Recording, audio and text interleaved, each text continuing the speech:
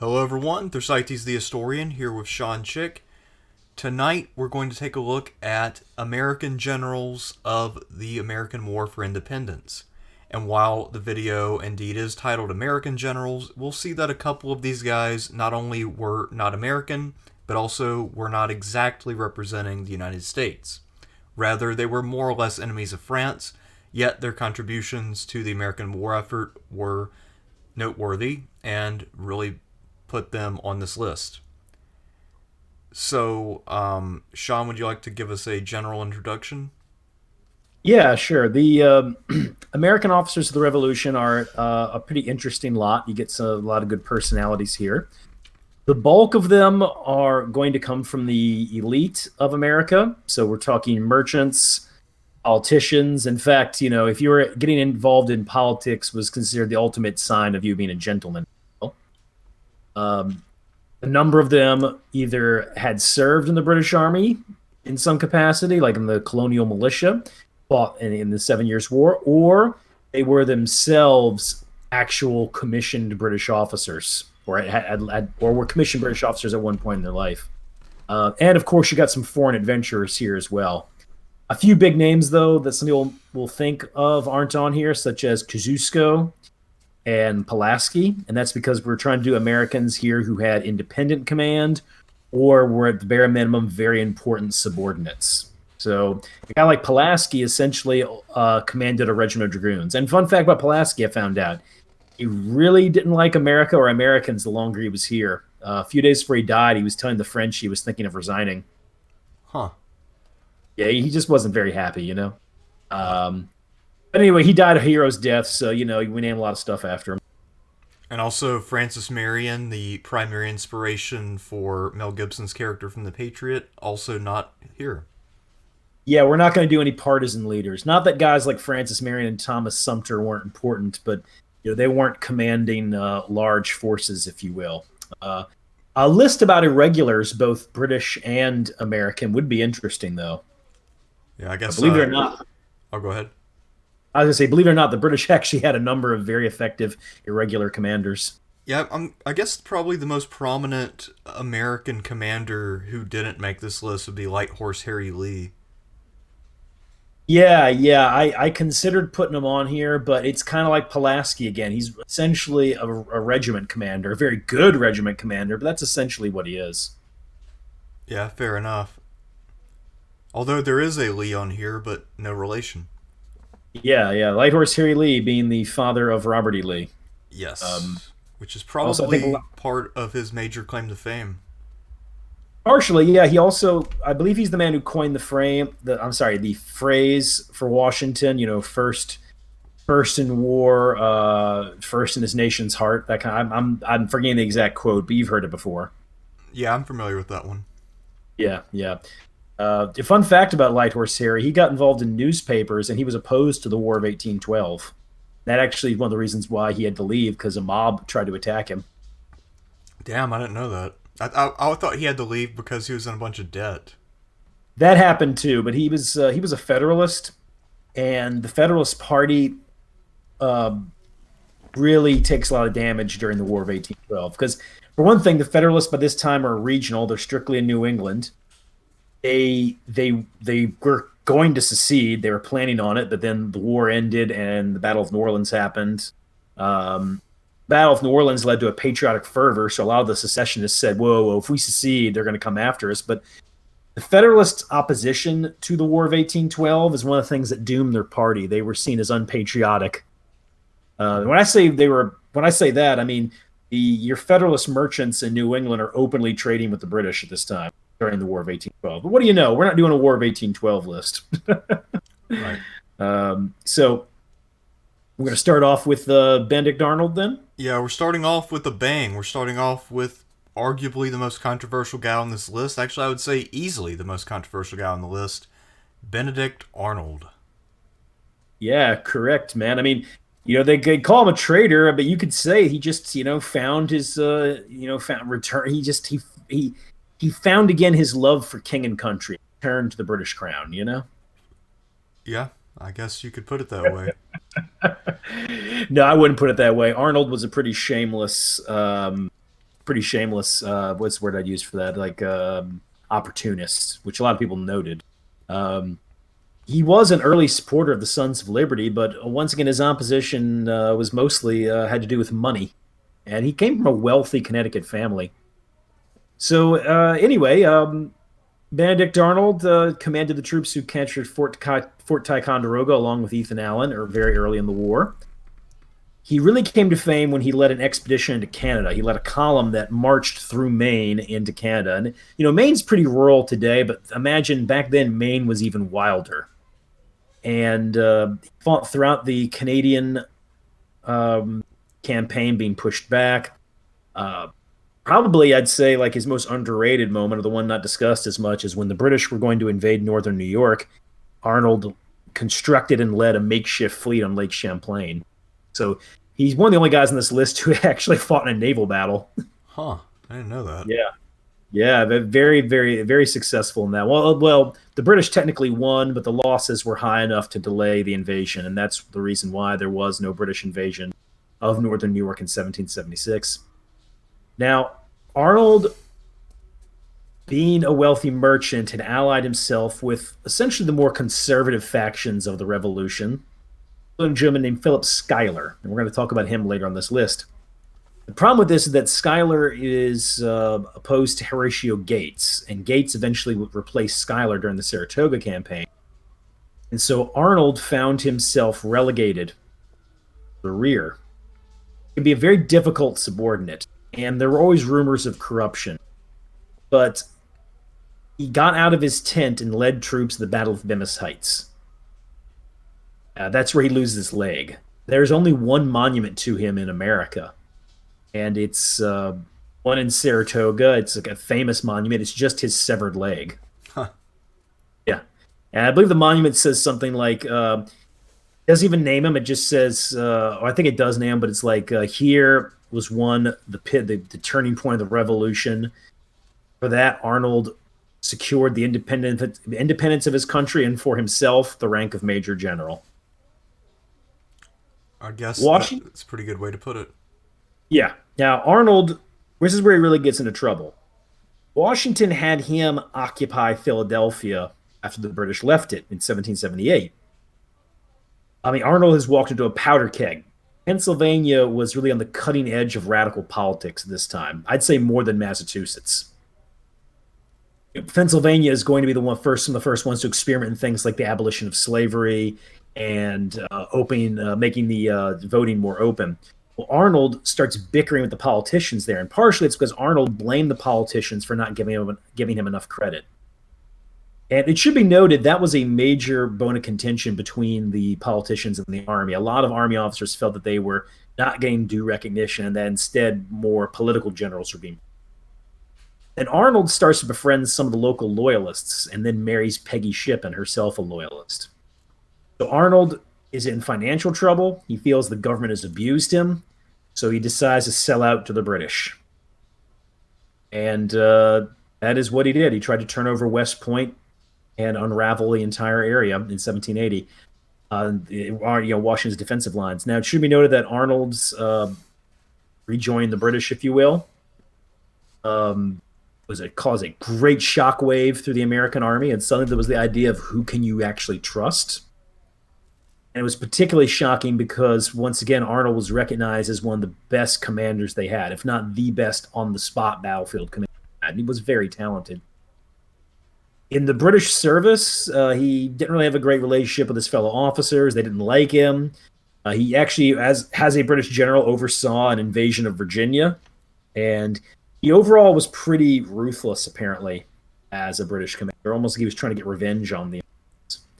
Anyway, he did fight in the French Revolutionary Wars, by the way, but only in the Caribbean.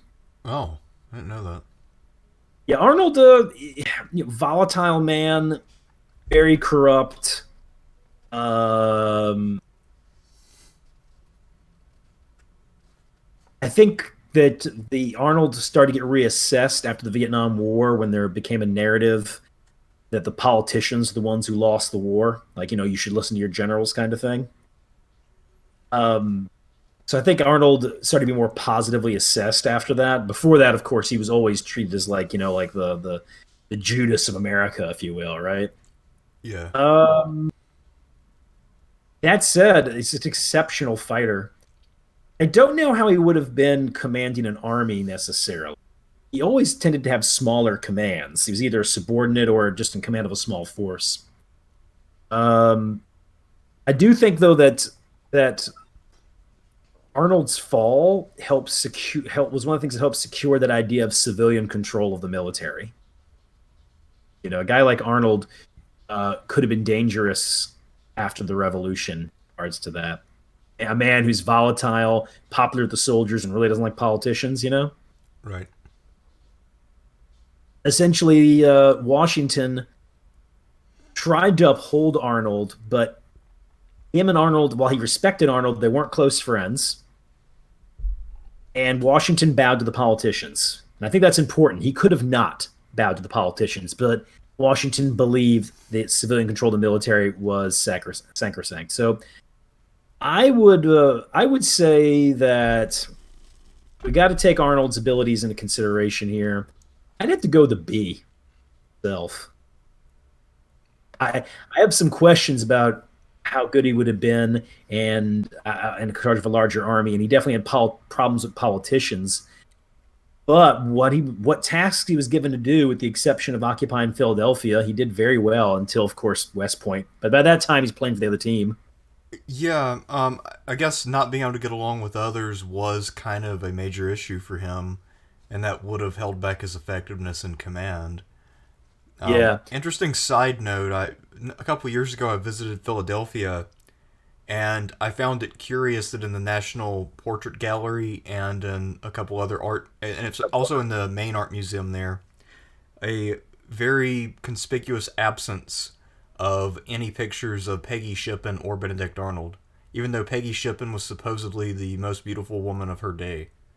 And Yeah. also, Philadelphia socialites. You'd think there'd be at least one picture somewhere, but nothing. No, nothing. So, because I feel like, they're a part of history, even if they maybe aren't the proudest couple that this era produced. Yeah, not the proudest. Yeah. Well, But no, Arnold, very effective battlefield commander. all right. Next up, we have a Frenchman, Jean-Baptiste Charles Henry Hector, the Comte d'Estaing.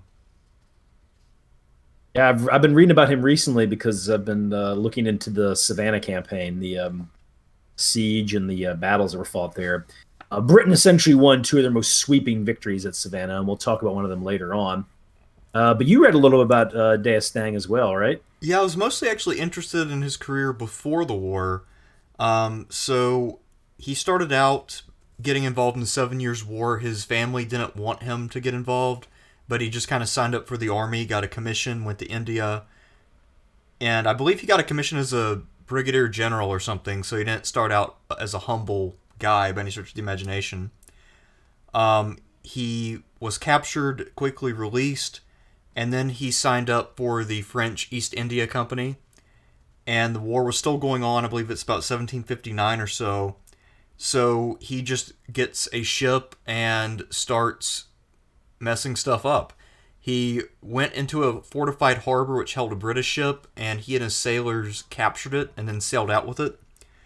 And later on, he hit a couple of British factories in the Indian Ocean. He went to Sumatra. He gave that over to the Dutch after he captured it. And he also captured Fort Marlborough, which had a pretty large garrison, but it panicked when his ships fired on it. So that was a pretty big victory. And then, for whatever reason, he put himself on a civilian vessel, and he was captured by the British. They knew who he was. He was imprisoned in England for a minute, but they charged him with something. He defended himself successfully, went home, and then he became a marshal. And then they sent him to the Caribbean, and that's how he ended up being there by the time of the American Revolution. Yeah, he was a early and enthusiastic supporter of an alliance with America. And understand, the French were thinking about this anyway. After the Stamp Act crisis, the French sent a few agents to America to assess how likely we were to rebel. So this was already on France's mind. So D'Estaing was sent over in 1778 with a large fleet and some troops to support the Americans.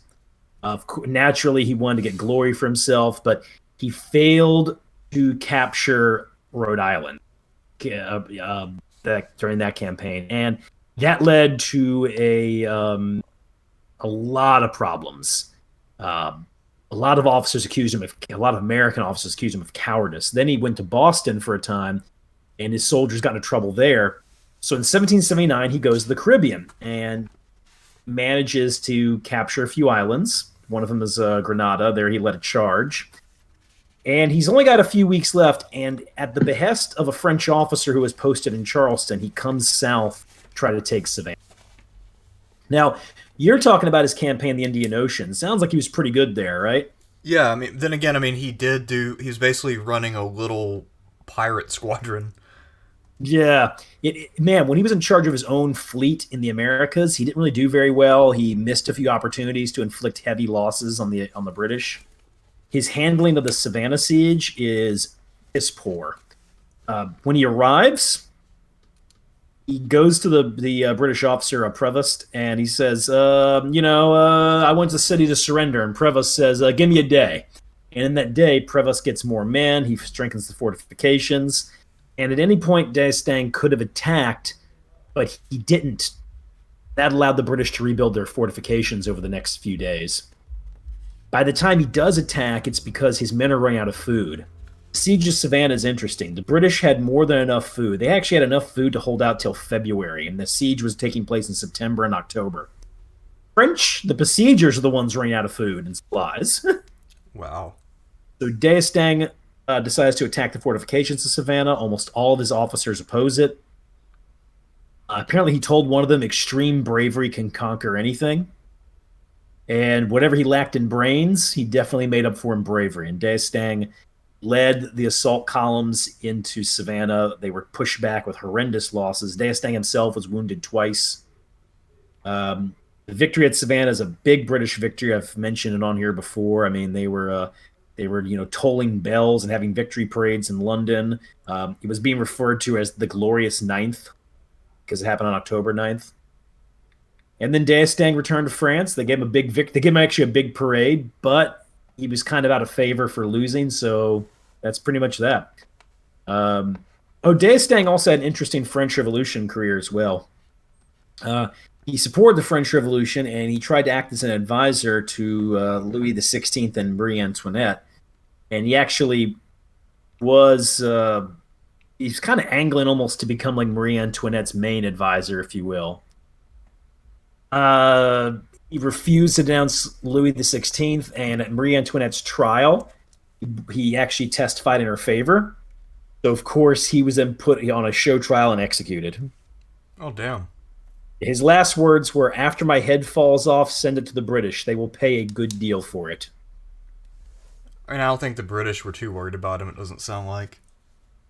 Not by this time, or if they. I mean, I think he was probably overstating what he had done in the 7 Years' War. Maybe Yeah, maybe I mean, they captured him in the war and took him to Britain and put him on trial for piracy, and they decided not to execute him. So.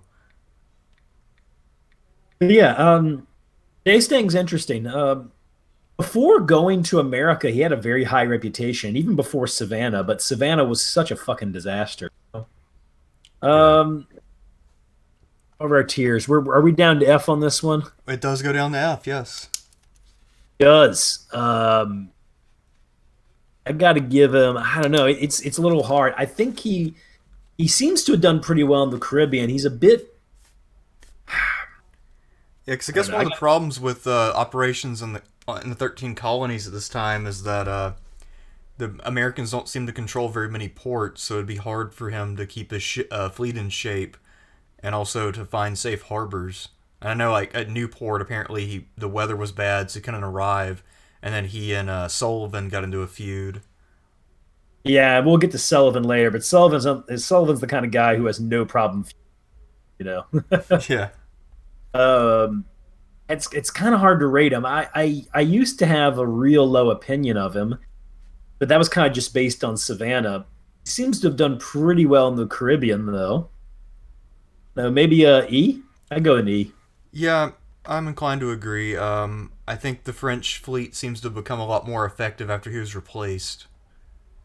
Yeah, definitely. But I mean, yeah, he definitely has some serious balls though, because both in the 7 Years' War and then the Revolution, I mean, he showed no fear. So I guess that is commendable. But aside from bravery and pretty good amount of initiative, I'm not sure what else he was bringing to the table. Yeah.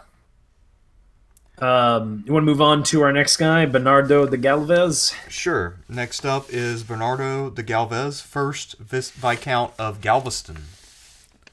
Yeah, yeah. That's the town of Galveston, Texas, is named after him. As are a variety of things here in New Orleans. There's actually a statue of Galvez here in the city. Very nondescript one. They had to take it down for a bit, though, because they're doing some construction work over there.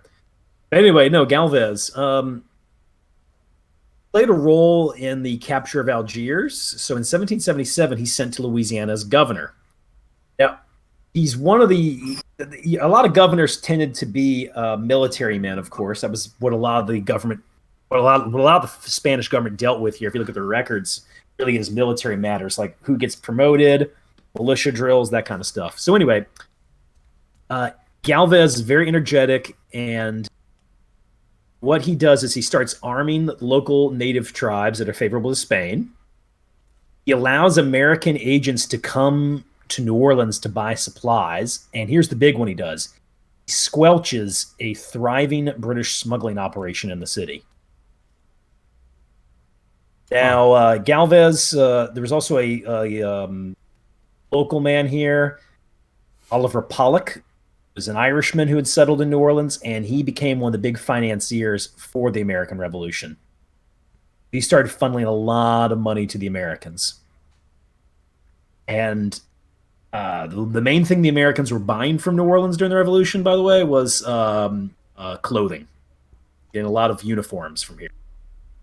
But Galvez's biggest contribution is when he realizes that Spain is going to go to war with Britain, he attacks the British and takes Fort Butte, then Baton Rouge and Natchez, before turning on Mobile in 17. And of course, there's the capture of Pensacola. Capture of Pensacola is kind of insane.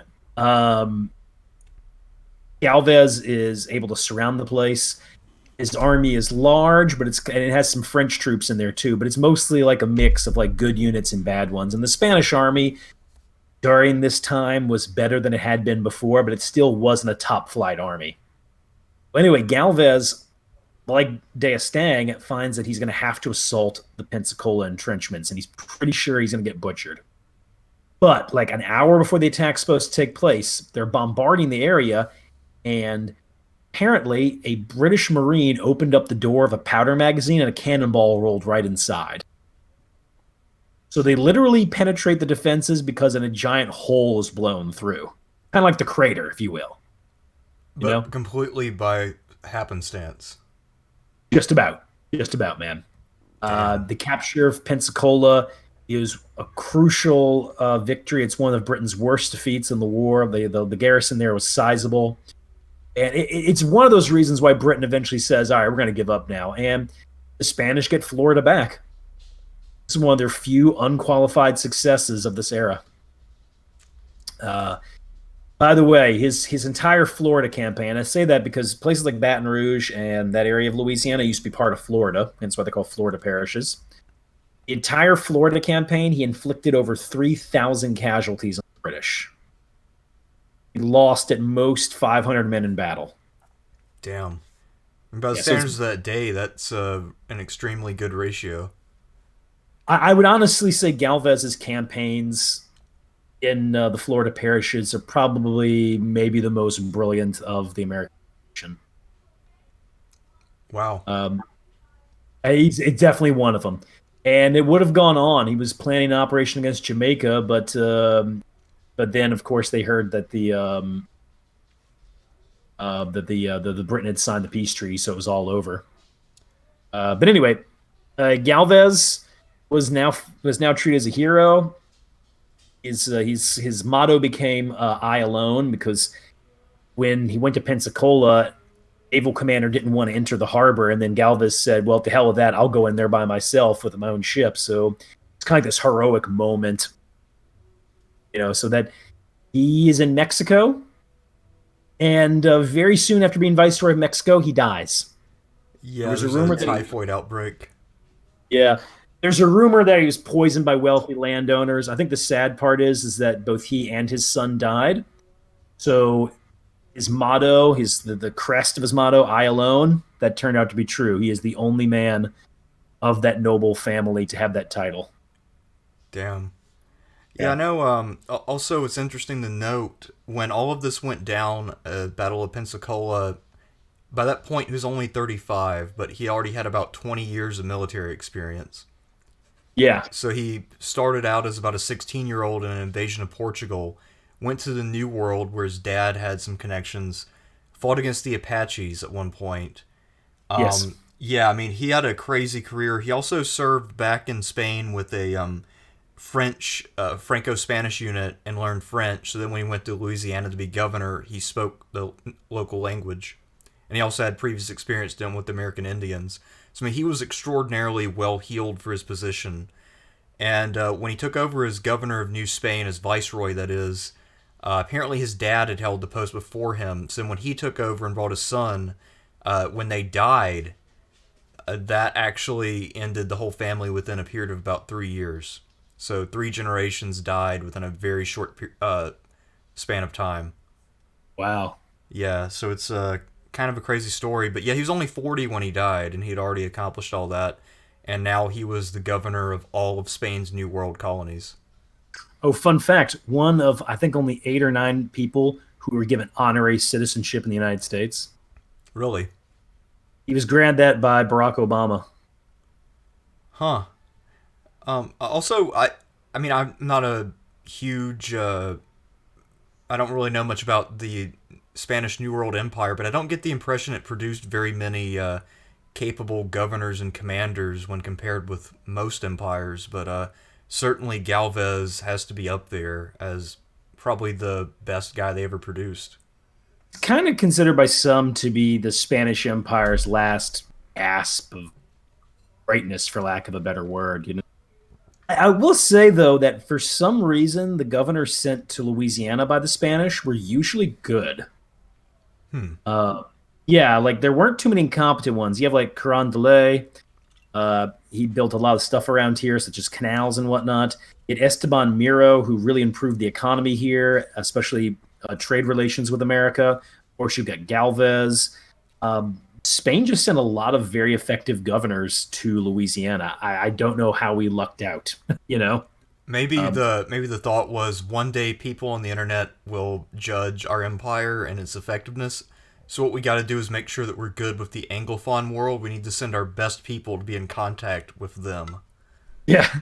It's also kind of funny because Louisiana was very much peripheral to the Spanish Empire. They didn't invest a lot of money. They didn't get a lot of money for the place until the late 1790s when we figured out how to grow sugarcane. Then we became profitable.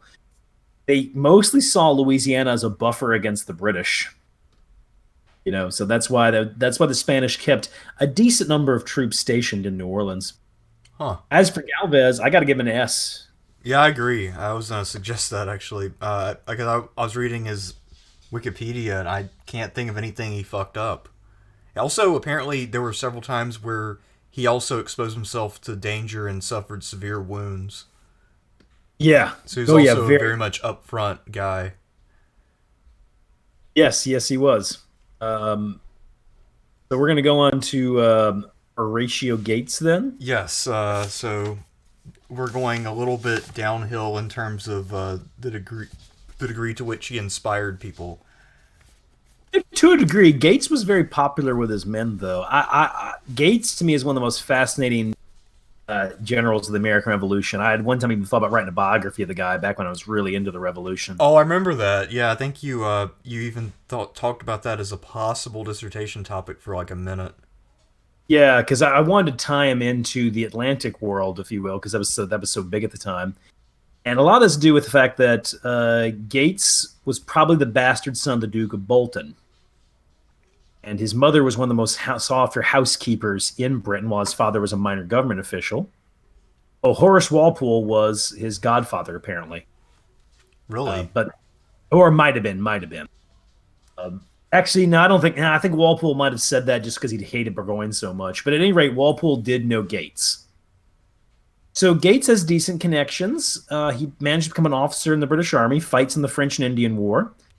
His most famous thing is he was at the Monongahela, Braddock's defeat, along with George Washington. So he was there, along with not just George Washington, Thomas Gage, Daniel Morgan. A lot of guys on these lists were there. His main stuff was working on staffs, especially the staff of Robert Monckton, one of the high-ranking British officers in America at the time.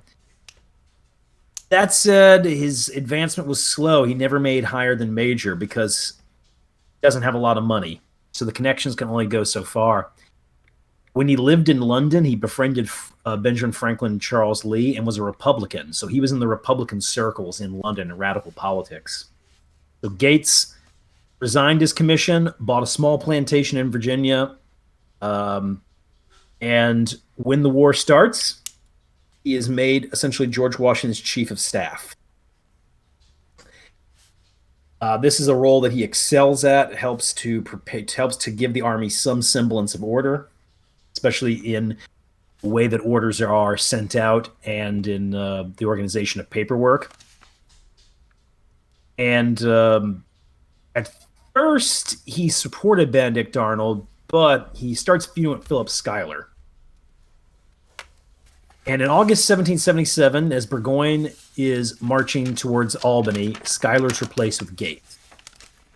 Now, the thing about Gates was that Gates was known for being not a harsh disciplinarian, good organization, and he treated soldiers with a level of respect. And he also didn't dismiss the militia. And he had already befriended a lot of the radicals in Congress, such as John Adams. So when he's put in charge, morale goes up. The American Army's morale was poor before that. He sets up a defensive position along Bemis Heights, and Gates's idea was, Burgoyne's already gone so far, we'll cut him off in the rear, and then he'll eventually have to surrender. Now, this is also was Schuyler's plan, but Gates is shrewd enough to see that the plan works. There's no need to have to fight Burgoyne. But of course, battles are fought. Both those battles are won. Not really won because of Gates, though. Anyway, there was a movement to replace Washington with Gates. Gates probably wasn't involved in it. Oh, fun fact. One of Gates' staff officers was James Wilkinson. Oh, wow. Yeah, you know him. He's like, he was a spy for the Spanish, actually. Later on, that is. Yeah, him and Gates fought a duel. They ended up hating each other. Was that one of the duels where both guys deliberately missed, or? No, I think Wilkinson got hit by Gates. Oh, shit, okay. I gotta look that up, though, man. But yeah, but no, what was interesting about Gates, then, is that he's made commander in the South, and I think this is really where the bad reputation comes from. The Battle of Camden poorly placed his men, and when the lines collapsed, people claimed he fled out of cowardice. There's no evidence that Gates was a coward. I think what happened is that he was trying to rally the men, and it just wasn't working. And keep in mind, the Battle of Camden's really short. Like, it's over in less than 2 hours, and that's precedent.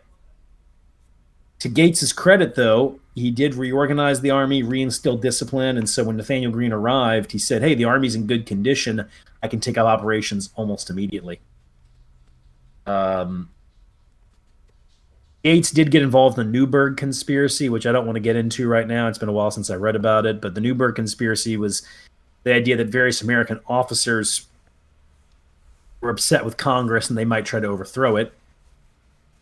Afterwards, Gates freed his slaves after the war, moved to New York, and supported Jefferson. And I think one of the reasons he did was because he saw Jefferson not only as a fellow Republican, but also because the Federalist Party was made up of Army officers, many of whom were guys who hated Gates. I think it was also a personal vendetta to that as well. And he worked with Aaron Burr to secure New York for Jefferson, 1800. So that was like his final big contribution to American history. Huh. What happened in the 1800s with him was that both Gates and Charles Lee were made into third-rate villains to be compared unfavorably to George Washington. kind of the way we treat George McClellan in relation to Abraham Lincoln, Right. right? And I'm not saying Gates was some military genius or anything. He was oversensitive. He was cautious. He was a bit of an intriguer, but he's good at organization, discipline, and strategy. Gates did have strengths. How good he was as a tactical commander, Camden would indicate not so great. But I don't think he's the rank incompetent he's portrayed as. There's been a bit of a reassessment of Gates lately. People have a more positive opinion of him as a general. I think I'd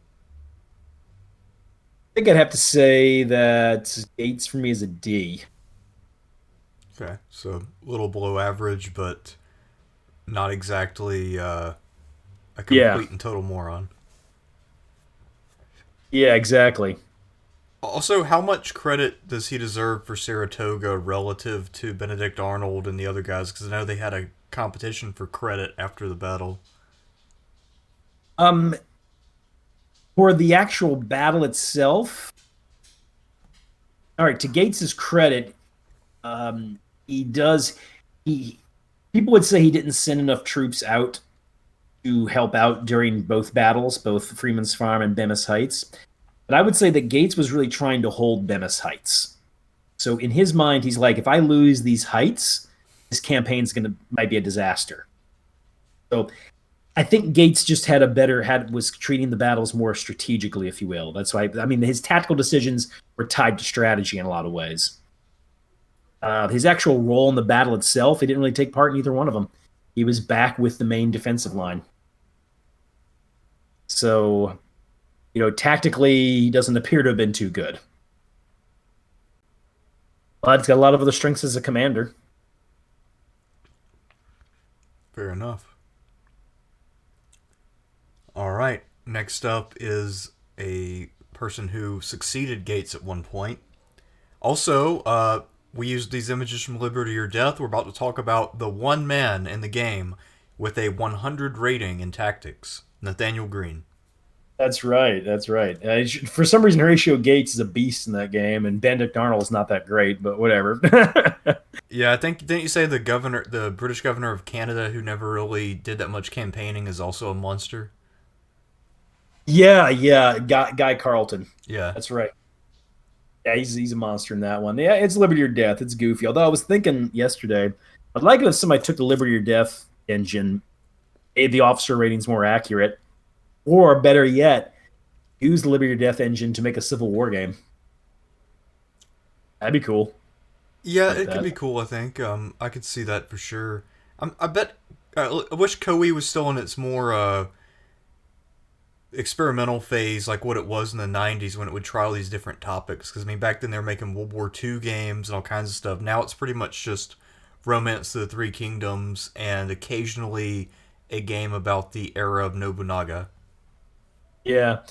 And that's when you'd pop in the cartridge and it always said Oko Shibusawa production. Yeah, Shibusawa, or how you say his name. He's probably my favorite game designer, even though, I know nothing about this guy personally, but I have enjoyed a lot of his games, so. I think it's interesting that, you just, back then, you really didn't get, like, this guy produced your game on stuff, right? Like, you'd have, the great people who made games like, the Mario and Zelda and Sonic. For Sonic, it would just say, like, Sonic Team or Sonic 2 or something, right? Right. They wouldn't be like, oh, Ko Shibusawa production. Yeah, or who's the guy who developed Metal Gear? Hideo Kojima or something like that? Yeah. I don't know. It's Hideo, but anyway. Yeah, remember when there was a conspiracy that he and Obama were having an affair? Oh, what the hell? Yeah, I was, because I remember when I saw that was like the best headline ever. But anyway, I feel like there's that whoever created that headline as a troll has to be the best troll ever. Yeah. Because that's that was exactly the person you need to choose to make sure that this spread over the internet, even by people who didn't believe it for a second. So, good trolling on that one for sure. A+ trolling. Anyway, so Nathaniel Greene, he was from Rhode Island. Connecticut? Oh, Rhode Island. Okay. Yes, Rhode Island. Noted back then for a lot of the money they made in the slave trade. And it should be noted that Greene, I mean, he was a Quaker, but he really didn't care. He liked dancing with women and he liked making money. And when he sees the American Revolution coming, Greene essentially starts reading up on attack military stuff, especially the writings of Maurice de Sac. So he's getting himself ready for what he sees coming. Oh, fun little fact: his wife Catherine had a number of affairs, including one with Lafayette. Damn. There's also probably Greene probably had affairs as well. So there you go, everybody. One of the first open relationships. Whether by design or mutual conspiracy, I guess we don't know. We don't know, but there you go. So Greene shows up, and George Washington was very impressed because Greene's Rhode Island militia was very well disciplined. And then Greene, he wasn't at Long Island because he was ill. He did very well in a series of battles, such as Trenton, Brandywine, Monmouth. Now, not without blemishes, though. He didn't do well at Germantown. And probably his biggest blunder was Fort Washington, which he actually convinced George Washington to try to hold Fort Washington. This was during the New York campaign. Then he left the fort right before it fell to the British. And this is one of the worst defeats we ever suffered. So Greene was mostly good, but he definitely had some black marks. But it's arguable that his worst thing was in 1778. After Monmouth, Washington made Greene quartermaster of the army. It's a very hard assignment, to be fair, but Greene. There were accusations of corruption. Alexander Hamilton, in his letters, essentially blames Greene for how bad the army's logistics are. But Washington can't just remove a friend.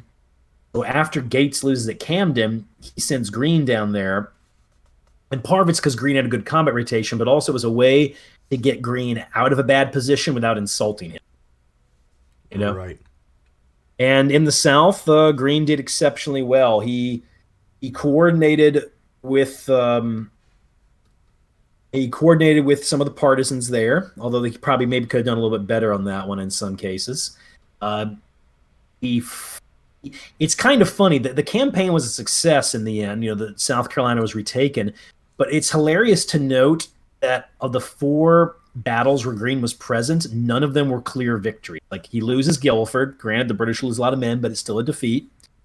Same thing with Hobkirk's Hill. The British win Hobkirk's Hill. It's a hollow victory, but they win. And actually, Greene was infuriated. His attack on 96 failed. And then there's Eutaw Springs, which I would say really was a victory, but the British tried to claim it as one. But I would say the Americans did win that. That hemmed in the British in Charleston. So Nathaniel Greene did exceptionally well in the South. Strategy, maintained the army, and everything else.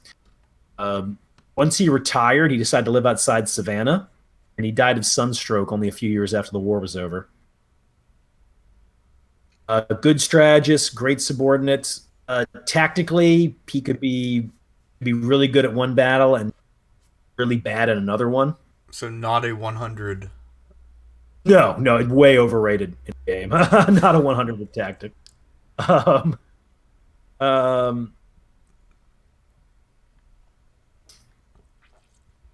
It's a little hard to rate him. He does have weak points. I kind of like going with I got to go with a C.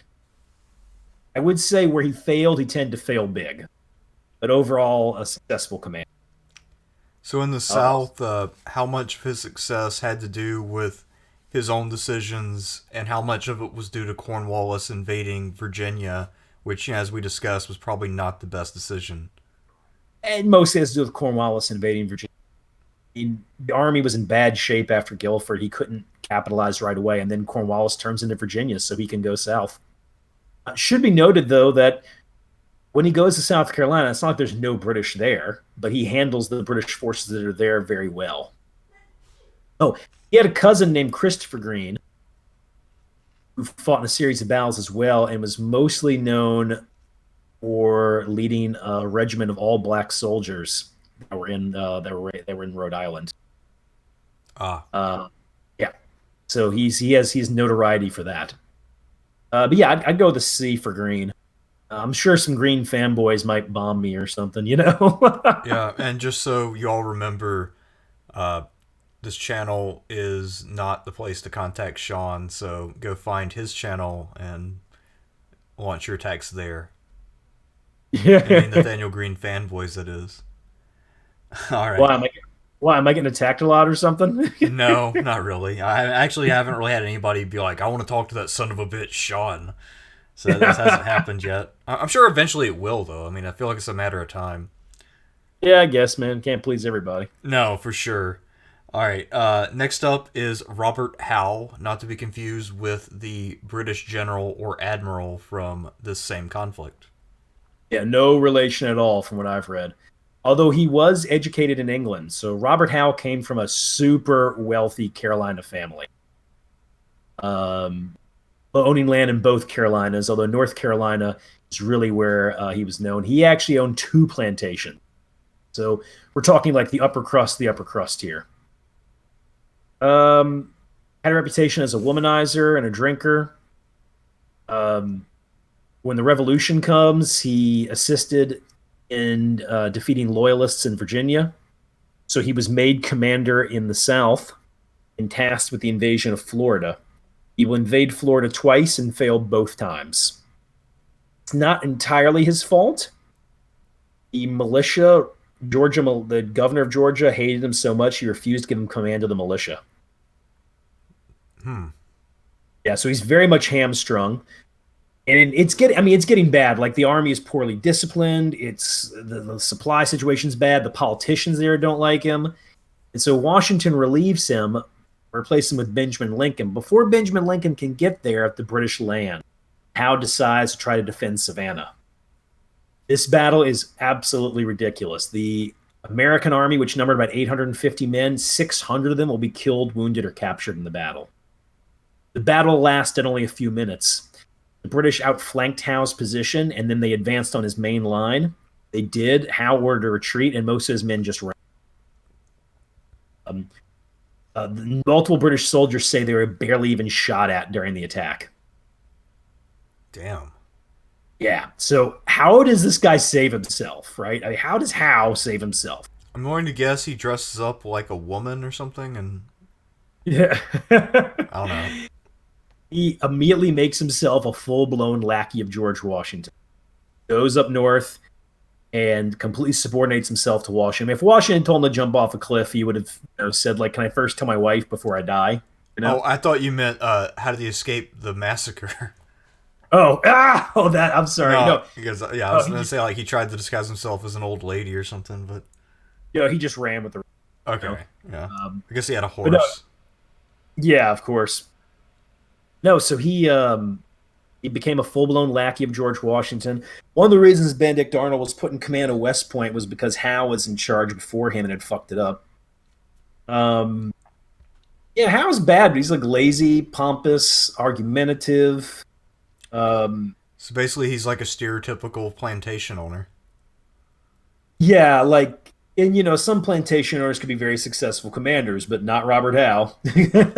So he's got all the defects without any of the potential upsides. Yeah, he sucks. He's like an F. To me, he's one of the 10 worst generals in American history. Damn. Okay, that's we'll have to do that sometime. The worst of the worst in American history. Oh God, what do we got? We got like Robert Howe, Nathaniel Banks. What about Mark Clark? No, Clark's not great, but no, Clark is. I mean, Clark won battles. Like Clark could manage an army. You get what I mean? Yeah, yeah. Nathaniel Banks is pretty damn terrible. I can give you a worst one. Lloyd Frendall or something. He was the commander at Kasserine Pass. He's worse than Mark Clark. Right? Oh yeah, I guess Kasserine Pass wasn't that probably the worst U.S. defeat of World War II, or? It's pretty bad. I don't know if I call it the worst. I mean, in some ways it was a victory because the Germans did not fulfill their overall objective, although they did inflict heavy casualties on the Americans. I think actually one of the worst generals is MacArthur. Yeah. There's a hot Pretty take.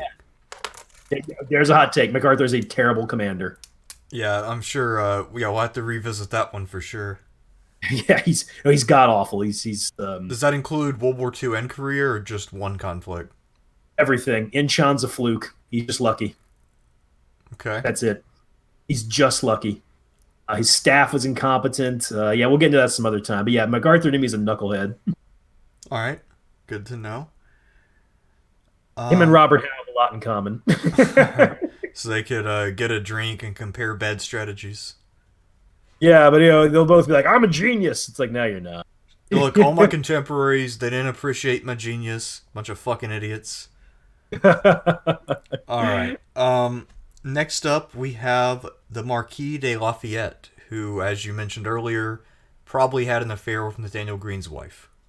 Yeah, yeah. Lafayette came from a very wealthy and military French family. Like he had an ancestor who wrote Joan of Arc, for instance.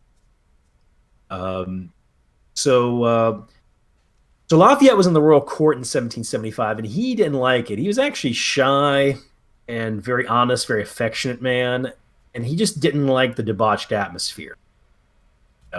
He infamously only took one lover at court. So when the American Revolution happens, he gets very interested in the ideas, the Republican ideals, and he also sees it as a chance at some adventure and to make a name for himself. So he and his friend Johann de Kalb leave for America in 1777. Now, Kalb, by the way, was German who was living in France. He was actually one of those French agents who were sent over during the Stamp Act crisis to see if we wanted to rebel. Kalb, by the way, ended up dying at Camden. Anyway, Washington immediately liked Lafayette. Lafayette's age meant that he was denied a command, so Lafayette was posted on Washington's staff. And at Brandywine, he was wounded. He helped rally some troops. And so gradually, he does start to get more commands, and fights in some skirmishes. Now, at Monmouth, he didn't do very well. And he kind of accused Charles Lee of botching things when it's very clear that Lafayette also botched things there. But, Washington likes Lafayette, so Charles Lee gets all the blame, very unfairly. He, for a time, was put in charge of a planned invasion of Canada that never happened.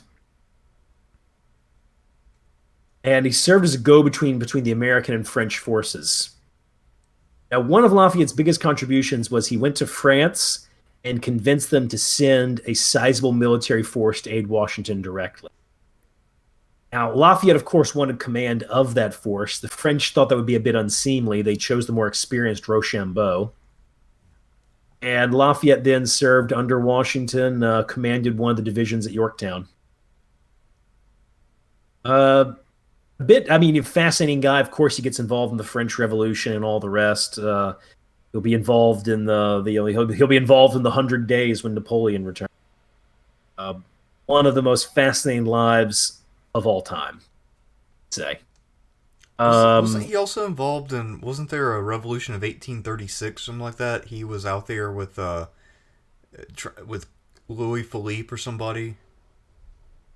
Wait, what was that again? I want to say Lafayette was still active. This has been pretty late in his life. I want to say it was the 1830s. He was advocating for something or other in Paris. It's about the time of I don't Louis know about Philippe. that one. He was vocal in politics. I know some of his big causes in the 1820s and 30s was freedom of the press, like the vote for all taxpayers, and supporting the worldwide abolition of slavery. He wasn't a great politician and not even a great general, really, but he was involved he had this tumultuous life. He was involved in so many things. While he was shy, he was very good in intimate social settings, so Lafayette tended to attract lifelong friends and loyalties. There's supposed to be a new biography that came out about him a few years ago that I want to read. I kind of feel hard rating Lafayette, though. I know, like in that Hamilton musical, like they make Lafayette sound like he's some secret weapon. He's definitely not, Yeah, then again, they also make Hamilton sound like he's pretty awesome, and he wasn't. So. Yeah, that they're all like, hey, they're like Hamilton's amazing. And I'm like, man, that guy thinks none of you should be voting right now. Also, they make it out as if Hamilton was literally Washington's right-hand man. I've never heard that anywhere aside from that play. In the presidency, yes, definitely. But as general? No. I mean, he was a very important member of Washington's staff, and he did lead one of the main attacks at Yorktown.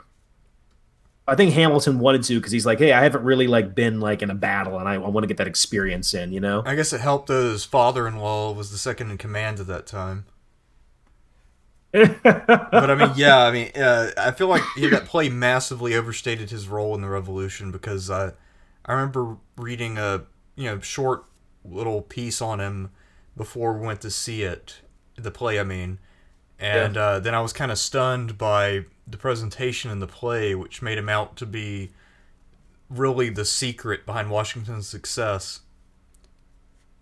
Well, he's kind of he's. I feel like every few years we change which founder we're obsessed with, and he became the one. I think that's ending though, because I think the generation of the founders is going to be dying off real soon. Either that, or if we do shift it, I mean, can we try Ben Rush? I mean, I feel like it's rush time. It's rush hour. It's rush hour. Yeah. Hashtag rush hour. In the 90s, I felt like it was Jefferson. In the 80s, I felt like it was Benjamin Franklin. And during the aughts, John Adams. Yeah, although I guess during the aughts, there was that HBO special and everything for John Adams. Yeah, the 1920s was a big pro-Hamilton time. That's why Hamilton's on the 10. He was put there by the Secretary of the Treasury at the time. I don't know, man. Trying to rate Lafayette here. He definitely had some skill, but he was no genius. I'd have to go the D, honestly. Okay. How influential was he with the French court in terms of getting France to make more contributions to the war? He was successful. He did that personal mission. Yeah, I guess maybe a C then, because he really was integral in getting them to send considerable military force, and one not led by D'Estaing, Right. Yeah, that's a good point, Derek. All right. How about the next guy, Charles Lee, who, if Jeff Shera's novel on the American Revolution is correct, had a couple of large and very smelly hunting dogs with him at all times. That's in a lot of ways true. He preferred dogs to people. Yeah, actually, the first time I read that, because I think Shera was going for a negative portrayal of Charles Lee, but I mean, as a person who loves dogs, I'm actually he can't be that bad, right? So I don't know. I guess it had the opposite effect on me. Yeah, he had a lot of experience in the French and Indian War. He actually married a Mohawk chieftain's daughter. Damn. Yeah. Anyway, Lee became one of those Republicans as well. Oh, he served in Poland before he came to Virginia and was a plantation owner for a time. Really? What was he doing there? Serving with the Polish military. I mean, Charles Lee's definitely the adventuring type. One thing about him, he's very slovenly, blunt, coarse, and whenever he would, he slept around with a lot of women, but whenever he'd propose to a woman, they'd almost always tell him no. That being said, when the revolution starts, Charles Lee immediately supports independence. He's a hardcore Republican.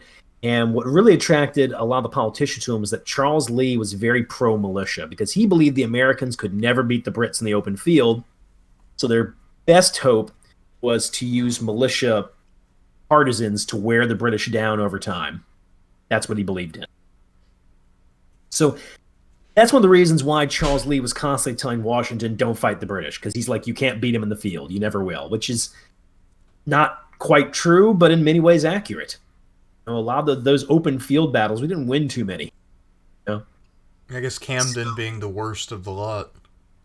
Yeah, Camden's pretty bad. Anyway, Lee, I have to say, a lot of his critiques of Washington's generalship were pretty accurate. At any rate, Lee played an important role in the New Jersey campaign. See, as the British are chasing Washington, Washington was telling Lee, "Bring your men to me," and Lee didn't do it. That's often portrayed by a lot of historians as being like Lee's insubordinate and maybe a traitor. I think what was actually happening is Lee was sending the militia out to raid the British rear. And those constant small attacks on British convoys and small garrisons had the cumulative effect that will lead to Trenton. One of the reasons Trenton goes the way it does is because the Hessian commander there, Johann Rall, knew we were coming. Like, his spies said, Washington's going to attack you. Day before the Battle of Trenton, one of those militia groups attacked Trenton. The Hessians got into a small fight. They drove them off. And then Johann Rall said, I guess that was the American attack, because it should be kept in mind what Rall had seen of the American army so far had not impressed him. So honestly, if Charles Lee hadn't been launching a bunch of small-scale attacks there at New Jersey, Johann Rall would have been ready for Washington on Christmas Day. But he wasn't. In fact, they were celebrating. One of the reasons they were celebrating not just Christmas, they're also celebrating the fact that in his mind he had beaten back the supposed attack. So Lee, however, was captured by Bannister Tarleton, and because he was a former British officer, they threatened him with execution, but they also listened to him. He actually devised a plan to defeat the Americans, but the British seem to have never seriously considered it. I don't understand what that's about. Lee had portrayed himself as a Republican, but if you really look at it, Lee was very erratic, emotionally and mentally, and I believe that he was simply trying to win the British over so they wouldn't hang him. Are you familiar with this plan at all? Not particularly, not off the top of my head. Anyway, Lee is blamed the fact the Battle of Monmouth didn't go the way it was supposed to, because he led the vanguard, which was turned back. I have to say I kind of sympathize with Lee because Washington's attack plan was very poor. And Lee was outnumbered 2-1 when the British turned to fight him. So the fact that he fell back was correct. What we can say is that Lee's men fell back in disorder and he wasn't holding them together. But to his credit, Lee didn't run away from Monmouth. He stayed at the front lines, rallying and directing troops, and was under fire most of the rest of the battle. So, Lee was no coward, that's for sure. Anyway, he was wounded in a duel with John Laurens, who's also in the Hamilton Broadway play. He was another one of Washington's staff officers, and relieved of command. And he essentially died insane last years of his life.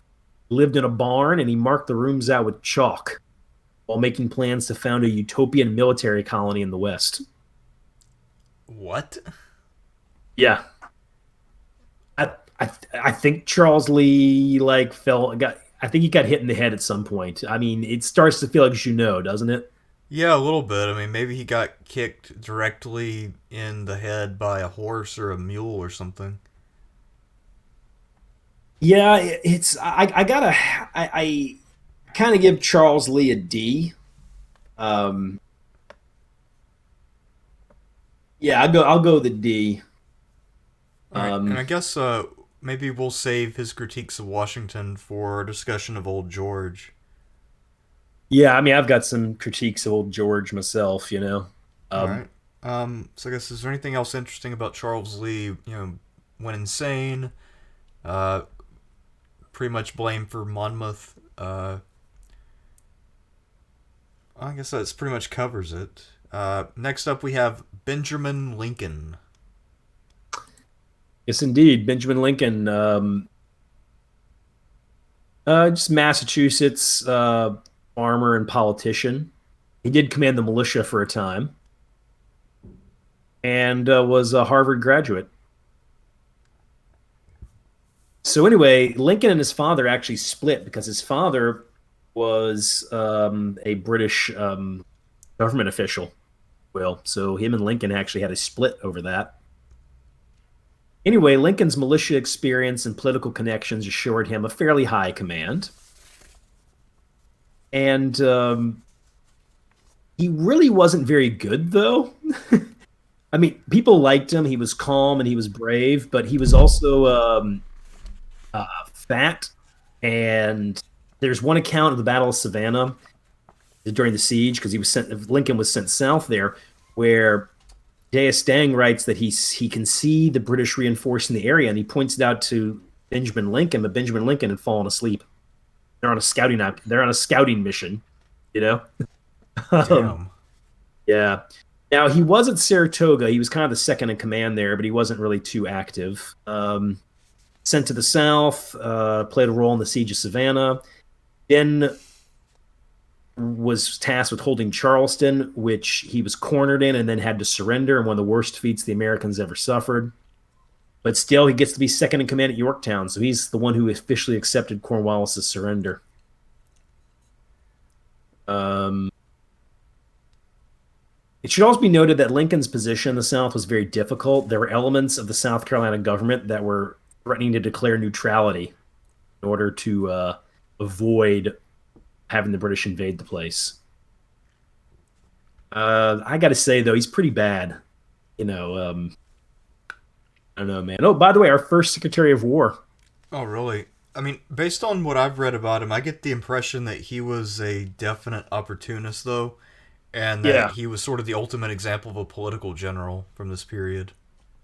Very much so. Now, by the way, when I say first Secretary of War, I mean the first Secretary of War under our government was Henry Knox. He's the first Secretary of War for the Articles of Confederation.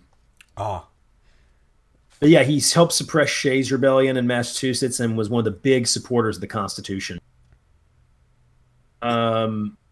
Yeah. Anyway, didn't he kind of get to where he was originally because he was working with Artemus Ward, and he wrote to Congress, "Hey, this guy's really old. You should replace him with me."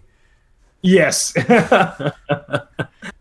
Artemis people looked down on Artemus Ward because Artemus Ward actually had pretty shrewd advice for Washington during the siege of Boston.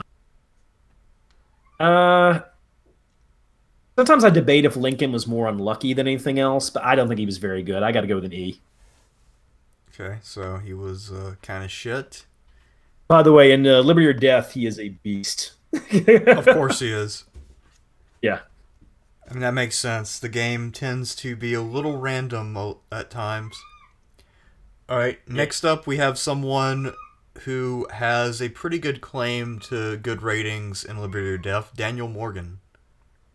Yeah, he's got like a 99 tactics in that game. I wonder why they didn't give him the 100. I feel like he's a better candidate for that. Yeah, they should have. Morgan, what's interesting is he was a hard-drinking, gambling type, and he was a teamster during Braddock's march towards the Ohio Forks. He had a British officer, so he was given 99 lashes. Understand, he's not even in the British Army, right? But they're like, you're a teamster, so you come under British military discipline.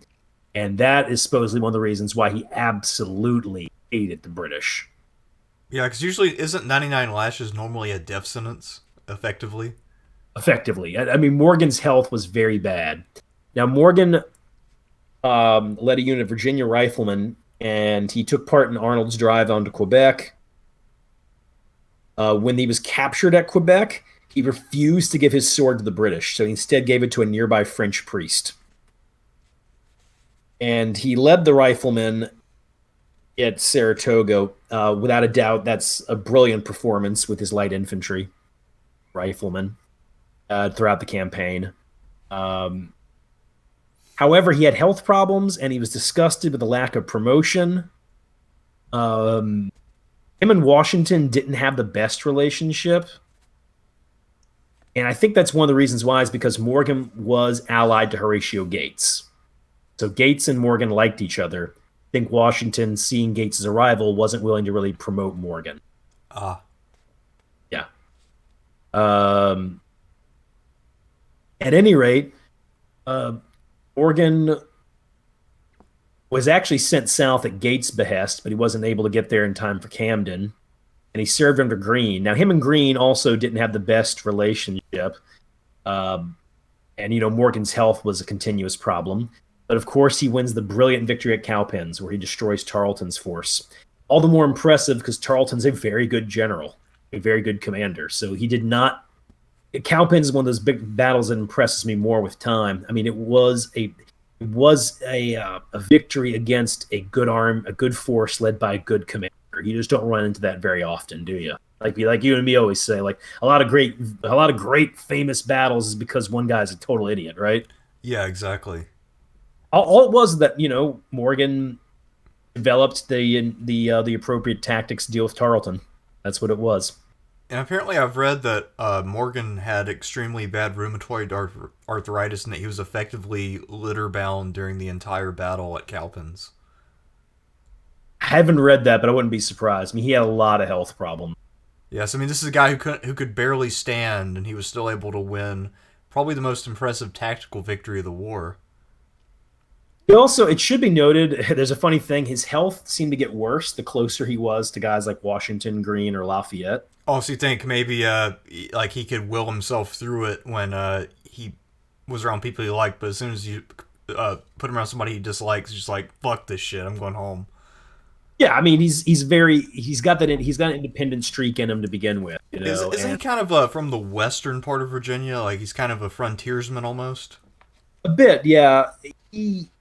However, he had really, like, he was a very wild as a youth, but he had really embraced the quiet life by the time the revolution had started. He did lead forces against the Whiskey Rebellion during Washington's presidency. Oh, I didn't realize that because I figured, given his health, that wouldn't be an option. He served a term in the House of Representatives, and him and Gates, their friendship ended over Thomas Jefferson because Morgan hated Thomas Jefferson. Huh.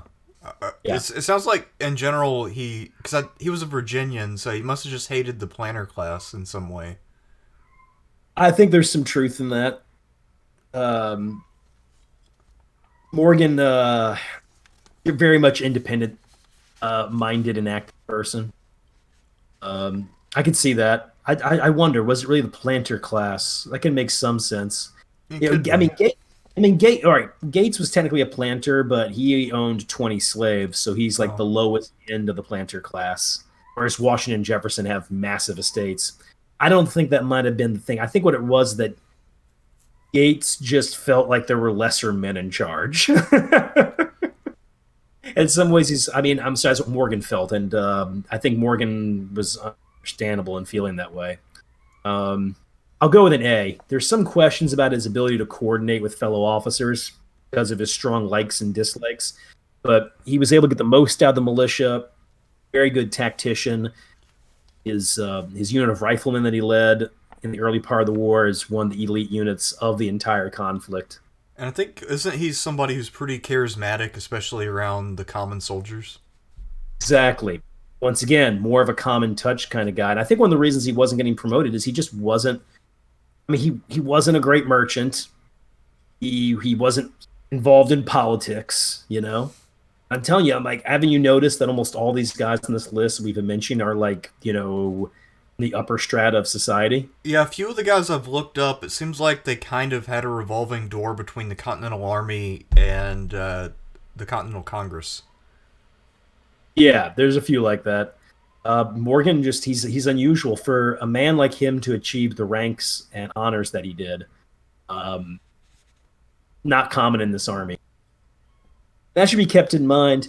The American Revolution is not a revolution directly in favor of democracy. It's a revolution in favor of republicanism. And these people do not believe in democracy. They're trying to ape the Romans, not the Athenians. Yeah, I've definitely gotten that impression. Apparently, they were big fans of Polybius, who is not very pro-democratic in his political theory. Yeah, he has a whole book dedicated to political theory, and I think he was actually probably the most read of the Greek historians during the American Revolution. Huh, that makes sense. Yeah, so, because I guess now not many people read him, but back then he was hugely influential.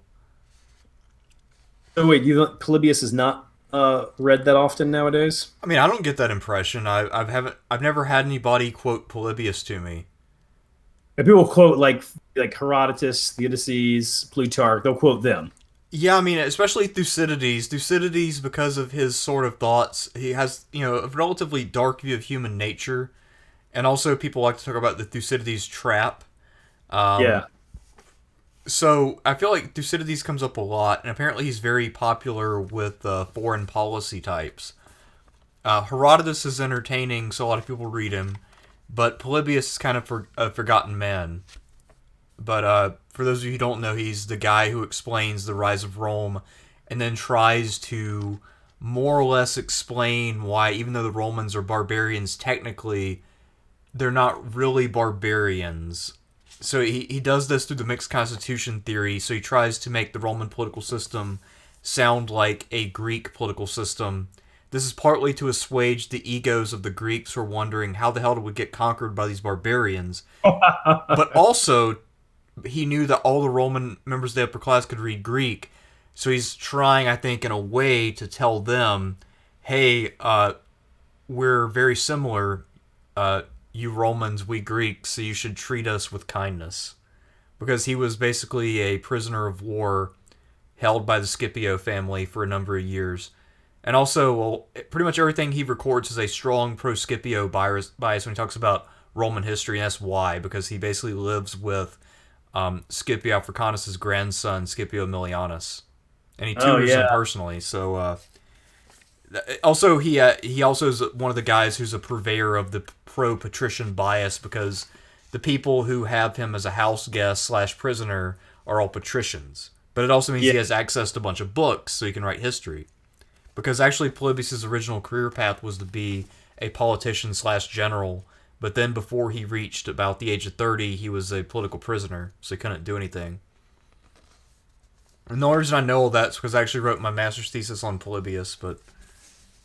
I remember that was I remember you were in that Polybius class. I thought about taking it for the hell of it, just... Oh, there was no Polybius class. I just, I did work with my advisor to read Polybius in Greek some... Wait, I thought there was a class that you took in Kentucky where you read Polybius, extensively.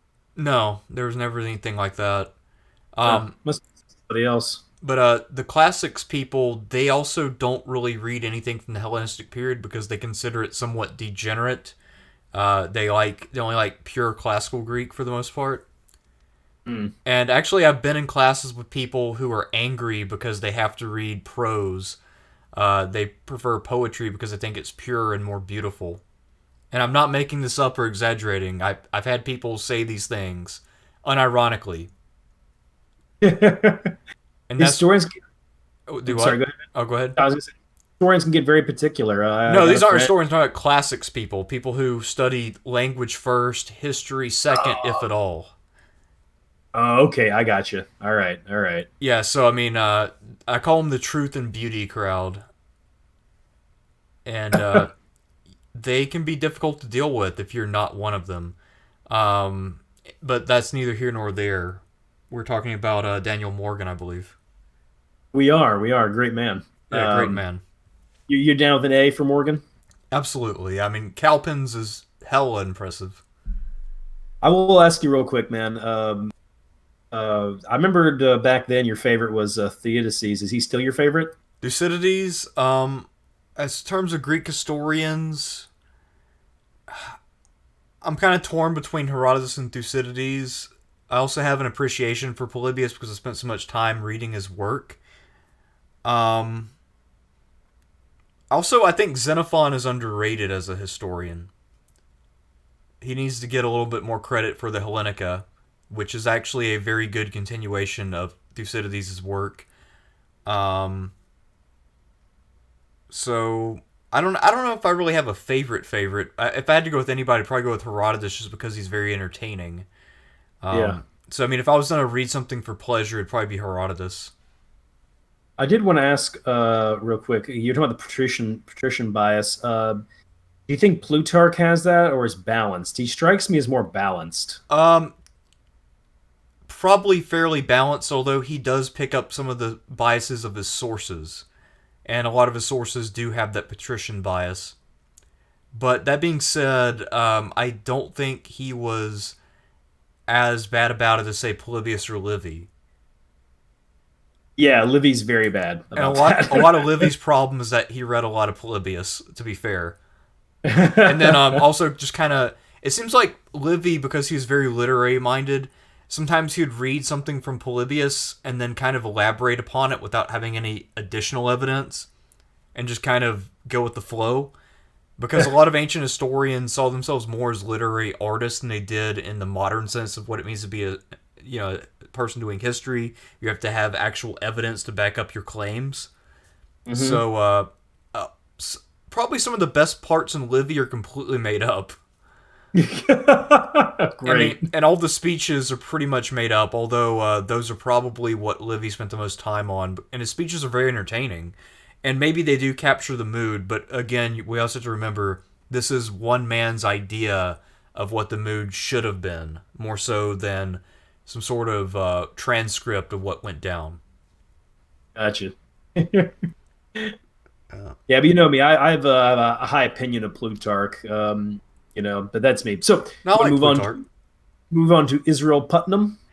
Israel Putnam, I believe he was older than most of the other men on this list. I met one of his descendants. Looked like him too. Really?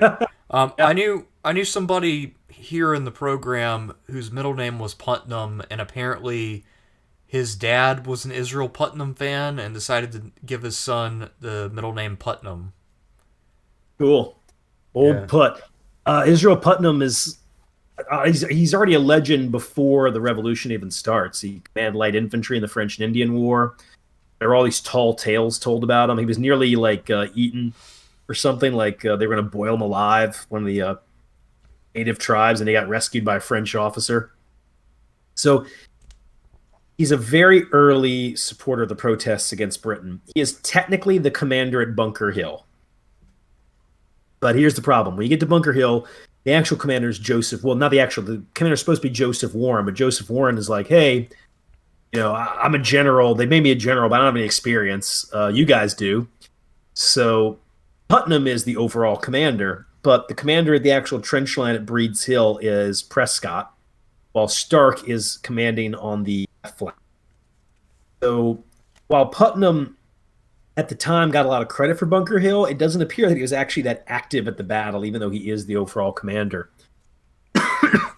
Because of Putnam's fame and reputation, Washington essentially has him as his second in command during the New York campaign.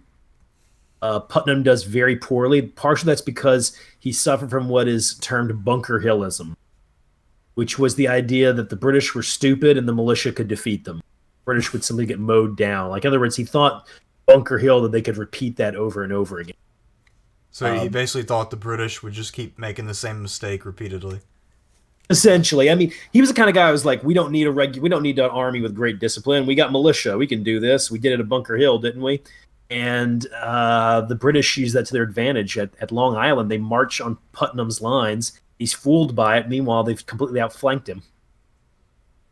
By the time Washington gets to Trenton, even before that, when they leave New York, he goes to Putnam and he's essentially like, hey, your health is pretty bad. I'm going to have you command the troops in the Hudson River Valley. What Washington's doing is he's giving Putnam an important position, but he's getting him away from the main army. So he's getting a downgrade in his responsibilities. It seems that everybody had agreed that Putnam was just out of his depth. Like, the guy could command maybe a regiment in a battle effectively, but once you gave him more than that, it was beyond his mental abilities. By the way, his tenure in New York was controversial. He built up the defenses, but he instituted harsh discipline, and his forces were known for their high desertion rates. In 1777, he lost Fort Clinton and Montgomery, and by 1779, he suffered a stroke and had to retire. Anyway, what's up? So that's kind of interesting that he went from being a guy who said we don't need a regular army to being a harsh disciplinarian. I feel like that's sort of a contradiction. You know what that might be, though? That might be overcompensation, right? I mean, this is a man of extremes. So I think when he's like, oh my God, we can't do this over and over again. All right, let's get the lash out. But I actually read a letter where they talked about Putnam's discipline. It was a report, and I was like, oh my God, he's having these men getting whipped and stuff, you know? Damn. Fun fact, though, because he was such a frontier legend, and keep in mind that really is like, it's dying out right now. But the idea of the frontier hero Putnam plays right into that, and that was so big to Americans at the time. That's why his tomb was moved, because it was visited so much, the tomb was degrading. There are 8 counties in America that bear his name. Honestly, a lot of these guys have multiple counties, but considering how ineffective he was as a general, Yeah. it's interesting like how many things are named after him. But he had that force of personality, that's for sure. Did he also have a bunch of children, or? Yeah, I believe so. All right, that makes sense. I think that also worked for. I know some of the North Carolina officers from the war, William R. Davie, and some other people who were fairly minor. Joseph Winston, and then they got things named after them. There's Davie County, and then Winston-Salem is named for Joseph Winston. I don't think either one of them ever went beyond captain, though. That's interesting. Yes, or maybe they made it the colonel, but I mean, neither one of them were ever generals. I don't think so. What would you rate Putnam? What do you think? Based on what you've said, he sounds like an E. I don't really see that he accomplished all that much. I mean, unless you count some of his very early stuff, but Yeah, I'd go with an E as well. yeah, I wouldn't go so far as an F, but I mean, I think an E is pretty fair. All right. Next up, we have our second and final Frenchman. Actually, wait, third and final Frenchman, the Comte de Rochambeau. Rochambeau, one of my favorites. Full-blown member of the French aristocracy, of course. He fought in both the War of the Austrian Succession and in the 7 Years' War. In the War of the Austrian Succession, he fought under Maurice de Saxe, who's one of my favorite commanders of all time. So when the American Revolution comes around, Rochambeau is considered one of the leading officers in France. And when they gave him the command, he at first didn't really want it to go to America, because he thought the was a token force. Like, he's like, wait, you're going to put me in charge of a token force just to make the Americans happy? But they were able to say, hey, they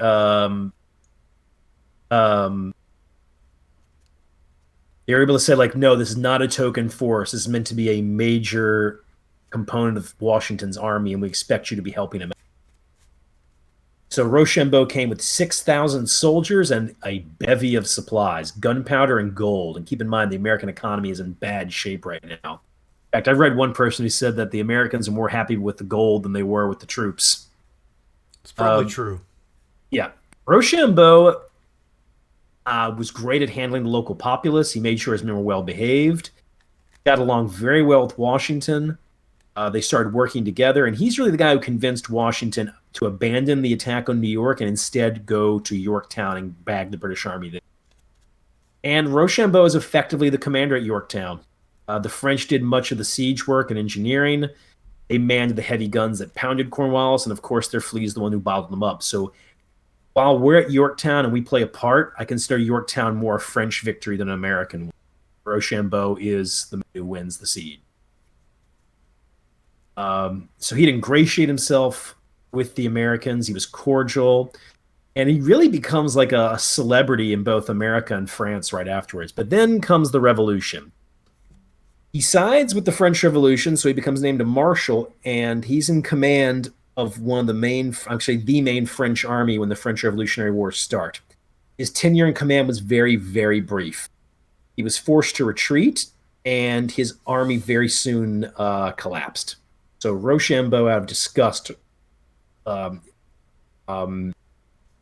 resigns. Jacobins almost executed him, but he managed to survive and was given a pension by Napoleon. Huh. Yeah. So there aren't any things in France named after Rochambeau, as far as I know, but there's plenty of stuff in America named after him. Do you remember the game Rochambeau? Yeah, that's the one Cartman used to talk about. Yeah, so for those of you who don't remember that episode of South Park, because that was probably pretty early South Park, the game is where you have two people, they have to be boys, who kick each other in the nuts consecutively until one person quits, and the game is called Rochambeau. So, of course, if you go first, you basically win. But I love this. Yeah. Great game. Great game. Yes, I the game of our childhood for sure, no doubt. Rochambeau was the perfect commander for the mission to America. I consider him the model of the soldier diplomat. He had to wear two hats, and he did them both very well. I don't know if I'd call him like some genius or anything, but I'd go with the B. I can't think of anything he did wrong. Only going with the B because he wasn't severely tested. Right. I guess that's fair. I guess too, by persuading Washington not to attack New York, I mean that in itself is a major achievement. Oh yeah, definitely. That and like you said, doing the soldier diplomat thing, that's pretty tough because those are two different unrelated skill sets.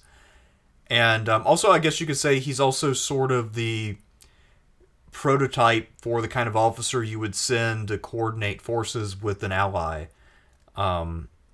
Someone who can get along with people from a different culture, who just has a natural ability to make friends and blend while also being professionally competent. Yeah, and keep it in mind too. I mean, he's not a minor French noble, so you're sending a major French noble to America to deal with a bunch of ragtag colonials who are leading a revolt against aristocracy. You know? Yeah, and I mean he does his job really well. Yeah. Yeah, I go the B, and very, very effective commander. And honestly, I mean, as much as we give credit to Lafayette, and Lafayette was also very charming and effective in improving American-French relations, Rochambeau is way more important. Yeah, sounds like it for sure. And now we're getting into Philip Schuyler. Yeah, so now we're looking at someone who is the father-in-law of Alexander Hamilton, who, as a recent play informed us, is the most important man to ever live. So, by being the father-in-law of the most important man to ever live, Philip Schuyler, Schuyler, or however you pronounce his name, clearly has to be pretty damn important. I was told Schuyler when I took American Revolution class. Okay, I trust you on that. I mean, to me, I was going to say Schuyler just based on the spelling, but, it's fine. Schuyler lived in the Albany area, and that part of New York back then, and, the Roosevelts are an example of this, had that kind of like Dutch aristocracy, if you will. They had tenants who were practically serfs in that area of New York. So Schuyler impregnated his wife before he married her. That's actually one of the reasons why he hurried up and married her. And amassed a fortune. So he became one of the wealthiest men in the colonies. And his main beef with Britain, of course, was on economic policy. So Schuyler was in the Continental Congress, and they put him in charge of the Northern Department, and he planned the invasion of Canada. His health was never great, by the way. Keep that in mind. Now, Schuyler has 3 contributions to the cause. Good at raising troops, very good at logistics, getting supplies together. But his main one is he goes to the Iroquois Confederacy and splits them. He's able to get the Oneida tribe to back the Americans during the Revolution. Schuyler is considered the man who destroyed the Iroquois Confederacy. That said, he was kind of reclusive and haughty, and the men really didn't like him. He definitely liked to put on aristocratic airs. He vigorously supported New York's claim over Vermont, so it became really hard to raise troops from New England and even from the Vermont area. So Schuyler lost Fort Ticonderoga, and his strategy ended up being the overall strategy that led to Burgoyne's surrendering, but Schuyler was removed from...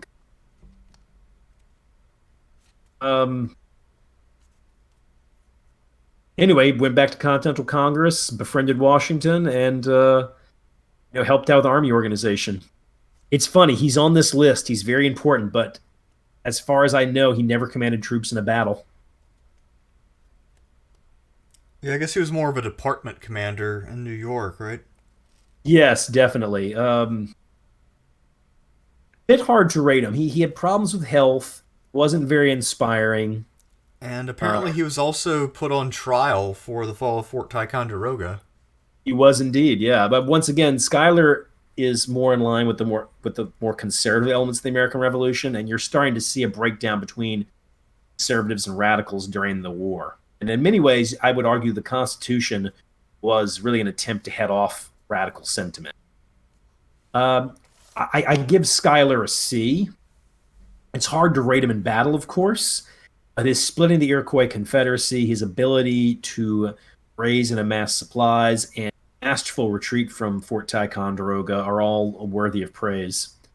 So yeah, I'd rate Schuyler a C. You think that sounds good?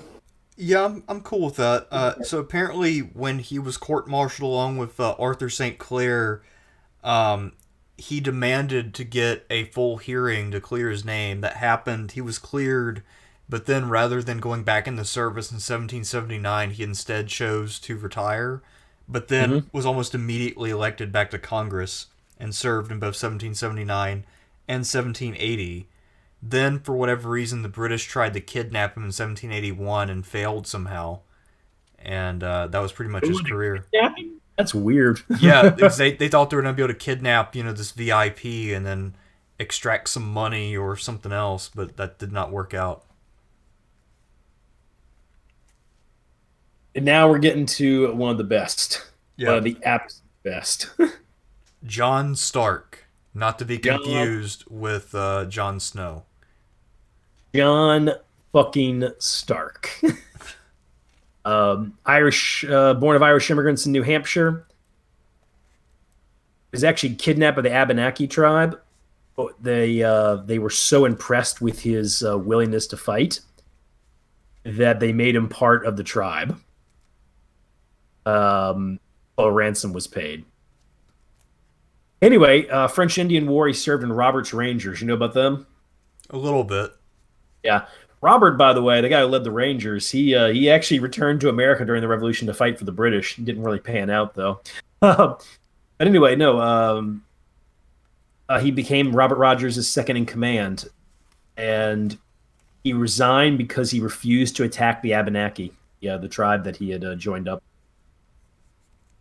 So Stark was not a politician. He wasn't super wealthy or anything. Just a low-key farmer. But everybody knew that he was amazing in battle. So after Lexington and Concord, he leads the part of the New Hampshire militia. Now, he does exceptionally well at the Battle of Bunker Hill. He defends the left of the American line and repels. And actually, the British were trying to turn the flank of the position. He's the one who repels them. He had kind of tense relations with Washington. And his brother William, after being passed for command, defected to the British. So anyway, Stark fought in Canada. He was at Trenton. Probably his most famous thing was during the 1770, during the Burgoyne campaign. He raised troops in the Vermont area and won the Battle of Bennington. He famously called out, "There are your enemies, the Redcoats and the Tories. They are ours, or this night Molly Stark sleeps a widow." Damn. That being said, after the battle, Stark disbanded his men, and they reformed only weeks later when the campaign was coming to a close, mostly to gain loot. And Stark was one of the men who helped cut off Burgoyne's retreat. He played a major role in that. That's actually why the area where he did it is called Stark's Knob. Oh, cool. Yeah. So various administrative capacities afterwards.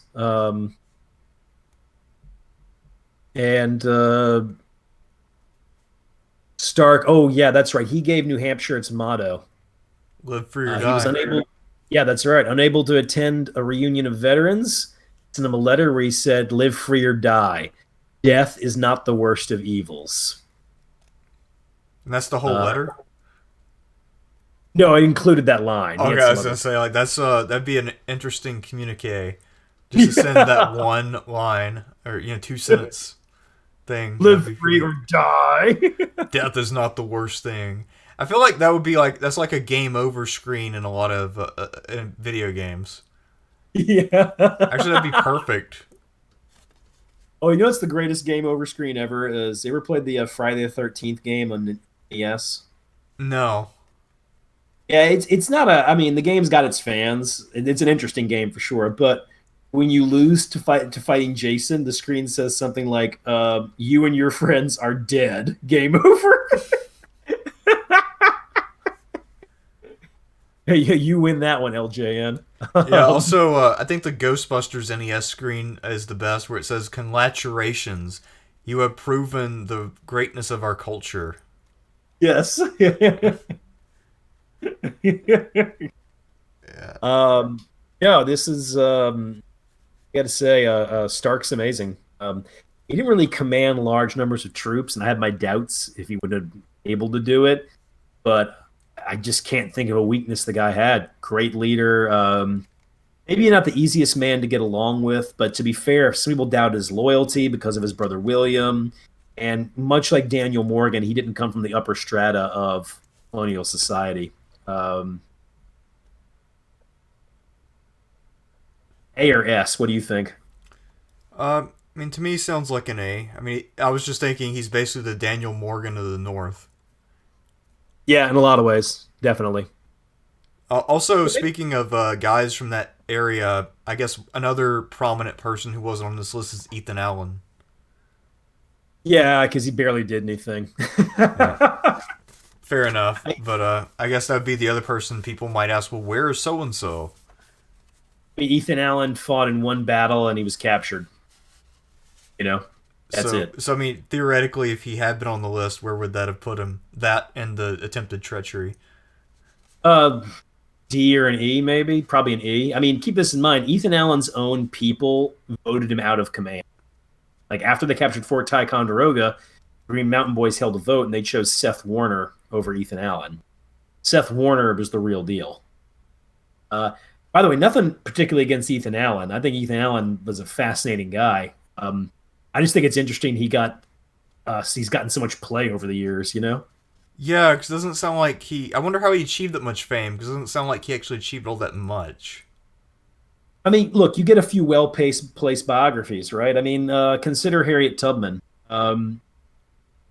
We don't know tons about her, and she wasn't a big figure during the Civil War. Like there wasn't like if people be like, oh, she freed like hundreds of thousands of slaves or something. I'm like, nah, she freed like 50. I'm not downplaying that achievement. What I mean is that Harriet Tubman wasn't like a master spy who freed thousands of slaves and what's the other one too? Oh, and there wasn't like some exorbitant bounty on her head. You know what I'm saying she came to prominence in the 1930s because of a book written about her. The book actually was written with the purpose of making her into a hero to give black women a hero to look up to. Oh, You know? I didn't realize Uh, that. yeah, I mean, nothing against Harriet Tubman, but if they want to put a black person on money, put Frederick Douglass. He's the real deal. Yeah, he talked to Lincoln a few times. So Yeah, I mean, superb, great author, superb speech maker at the forefront of the abolition of slavery. My only complaint about Frederick Douglass is that towards the end of his life, he was kind of a Republican Party hack in a lot of ways. But I mean, hey, you're not going to hit a home run on everything. Frederick Douglass is amazing. Harriet Tubman, she did some good stuff, but she's really not that big of a deal. yeah, You what know, about W.E.B. Du Bois? fascinating guy. His black reconstructions of very well written and a very good book. Um, I think one of the only problems one might run into with W.B. Du Bois is he was very critical of Booker T. Washington, but Du Bois lived in a safe area where Booker T. Washington had to live in the segregation South. So I kind of view what Booker T. Washington was able to do in the South as being very impressive, especially considering the circumstances he's in. You know? Right.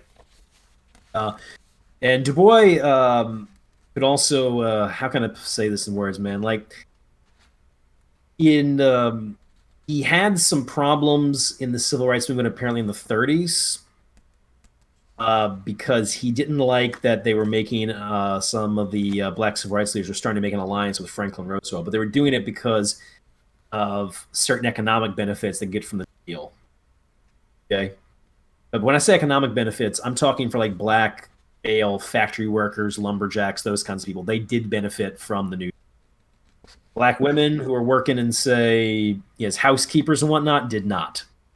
But that's getting us really derailed and into some stuff where I know some things, but I don't know enough to get too particular.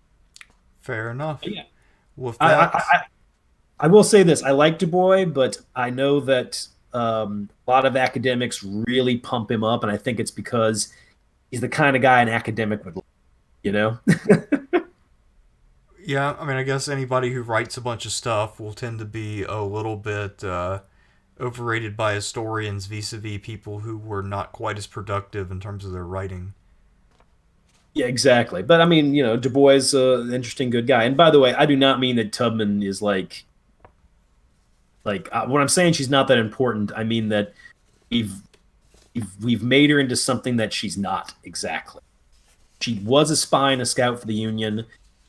Did free a number of slaves, mostly her family members. Um, she's just not a pivotal figure in changing world events or something. If anything, it's kind of like Ethan Allen in a way, somebody who did a few important things here. But when Americans talked about Ethan Allen a lot, it's because they were obsessed with frontier heroes, and Ethan Allen, frontier hero type. Fair enough. Oh, also Ethan Allen, noted for his dislike of Christianity. Oh, well, in that case, my estimation of him just increased a little bit. Hardcore deist, if you Oh, can be that. it's kind of cool. Oh yeah, no, like I said, fascinating guy. Just fought in one battle and captured. Yeah. Small battle too. All right. Uh, Arthur St. Clair. Yep. The next guy up, I guess most famous for losing Fort Ticonderoga. Yeah, he was a commissioned British officer, so he saw some action in the French and Indian War. He married into an American family, though. Became very, very wealthy, active in politics. He could be pretty haughty, but he was very, very intelligent and optimistic. And that's important. Now, when I say intelligent, I mean like his letters are all filled with classical allusions. Um, that said, he didn't really join the American Army until 1776. He didn't do very well. But here's what happens. He became friends with Washington. And while they're retreating through New Jersey, a lot of the officers they're very depressed. A lot of them don't know what they're going to do. St. Clair's one of the only guys that say, "We've got this. We just got to turn it back around and attack." I don't think Washington ever forgot that in his worst period in the Revolution, the darkest time, this man had his back. And to be fair, St. Clair did well at Trenton. Then sent to Fort Ticonderoga, which he loses in the most embarrassing way possible. Spent the rest of the war serving in various staff positions. He was at Yorktown. One fun fact about him, though, after the war, he was sent to Ohio. Oh, that's right. He founded the Society of the Cincinnati, named after Cincinnatus, Roman figure in Roman history. Right. Anyway, he led an attack on the Western Confederacy, as it was a collection of tribes that had defeated Josiah Harmer. And at the Battle of the Wabash, his force was almost completely annihilated. People talk about Little Bighorn, right? Little Bighorn, we lost like 200 men, roughly. We lost 1,000 at the Wabash. In terms of number of dead Americans, it was the most until the American Civil War from one single battle. Damn. Yeah, the battle is sometimes simply called St. Clair's defeat.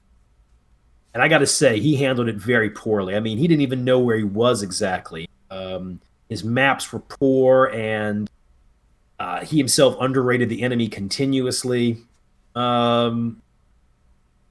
had loaned money to the American cause, but he was never paid back, so he actually ended up dying in poverty. I don't know. St. Clair's pretty mediocre. He's not very good. I give him an E. The only reason he gets an E is because, on Washington to fight on when it mattered. So I'll say that for him. Yeah, I guess that's sufficient to keep him out of the F category. I mean, if it was just based on Ticonderoga and then his great defeat at the hands of the Indians, then I think he'd be a great F candidate. But Yeah. all right, so after Arthur St. Clair, we have von Steuben. Yeah, I like von Steuben. What do you know about him, Derek? Well, I know he was the drill master of the army. He was a former Prussian captain who had served under Frederick the Great. He really exaggerated his resume, and he may have been forced to leave Prussia due to pedophilia, although I don't know if there's any real evidence of that, but it certainly was a prevalent rumor. And he is the guy who instilled discipline in the Continental Army, so that's a fairly major accomplishment. Not really sure what he did in terms of actual commands, though, once he got here. Yeah, no, he did. He was kind of treated as kind of commander you could stick in a situation when needed. You know, um, people will speculate of historical figures, but like, this one was gay, and like, who knows? I'm pretty sure Steuben's gay. Right? That was the accusations in the Prussian army. Comes to America, he never marries, and instead he had these two younger men who were his beneficiaries when he died, and they were like his lifelong friends. Yeah, sounds like he's probably gay. Probably gay. He's probably gay. Um, anyway, he really impressed Benjamin Franklin. That's why he gets sent over to America. His English, by the way, was really bad when he first got here. But good enough to pick up two men, so it couldn't have been absolutely terrible. I will say though, it wasn't like the American army was an untrained mob or something. In fact, there had already been some reforms put in place by Nathaniel Greene and Thomas Conway. Thomas Conway, as an aside, was Irishman in the French service, so one of the wild geese, if you will. Thomas Conway did very well at Germantown, and because of that, he was the one overseeing the discipline of the army. But then Thomas Conway tried to replace George Washington. That caused a big stink, and so Thomas Conway was forced out of the army. So Steuben was picking up where some men had already done some good work, but he did exceptional work. I mean, his training manual was being used long afterwards. One of the big things he did, probably his best thing, was sanitation. Did you know that there was no regulations for where the tents would be placed, or anything like that? No, I didn't realize that. Yeah, I mean, men just defecated wherever, and that there was no like sanitation and tent and encampment procedures where there were none. And he's the one who puts that stuff in. That's another thing too. At this time, armies had what were called camp followers. That would be women who would essentially be doing the laundry, right? Well, Washington thought camp followers were essentially prostitutes, which some of them were, but they aren't all. So George Washington specifically made sure there were no camp followers in the American army. So these dudes who were used to having their clothes cleaned by someone else suddenly can't. So that's one of the reasons why the army had like very bad sanitation. They didn't have women there. Yeah, George kind of messed up on that one. So von Steuben does a lot of good work. Now, in terms of the combat commands, he did take part in the commanding troops in Monmouth. He served mostly administrative staffs, but in 1780, he was the guy sent to command the troops in the Virginia area. He oversaw that Nathaniel Greene was well supplied. And at Yorktown, he also commanded one of the divisions. Saw combat there. Yeah, Steuben's pretty amazing. Like a lot of the foreign officers that came over were mostly of good caliber. But I'd say of all the foreign officers that came over, von Steuben did the most good for America. Not as tested in combat. He was a staff guy, but he was an exceptional staff officer. I go with an A. Okay. So he's basically the Berthia of the American Revolution. In some ways, yeah. But more having to do with things like drill and sanitation. Oh God, it's so fun to think about. I mean, not funny. It's kind of disgusting thinking about these American soldiers who don't clean their clothes and are just pissing and shitting wherever they want to, you know? Yeah, I mean, it's definitely not the image you get in your mind of the heroic patriots out fighting for American liberty. Because, if you think about what the camp actually smelled like, it would smell just like shit. It would smell like a porta potty. Well, maybe with a little less chemical, but still, basically a porta john.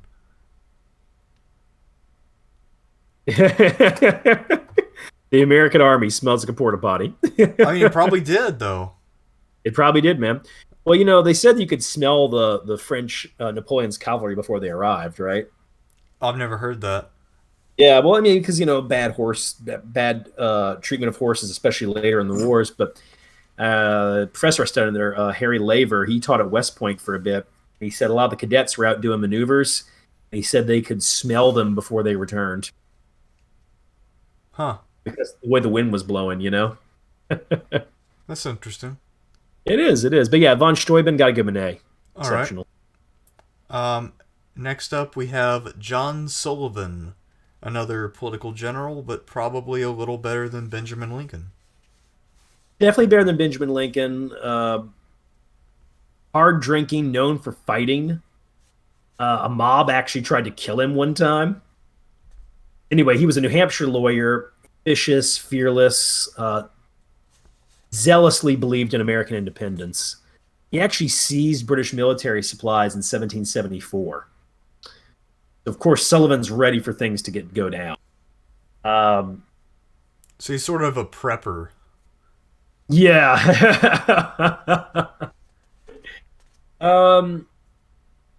He's a weird officer. When he was given tasks of defending, he wasn't very good, like at Three Rivers or Brandywine. But if told to attack, like at Trenton, Princeton, or Germantown, he did very well.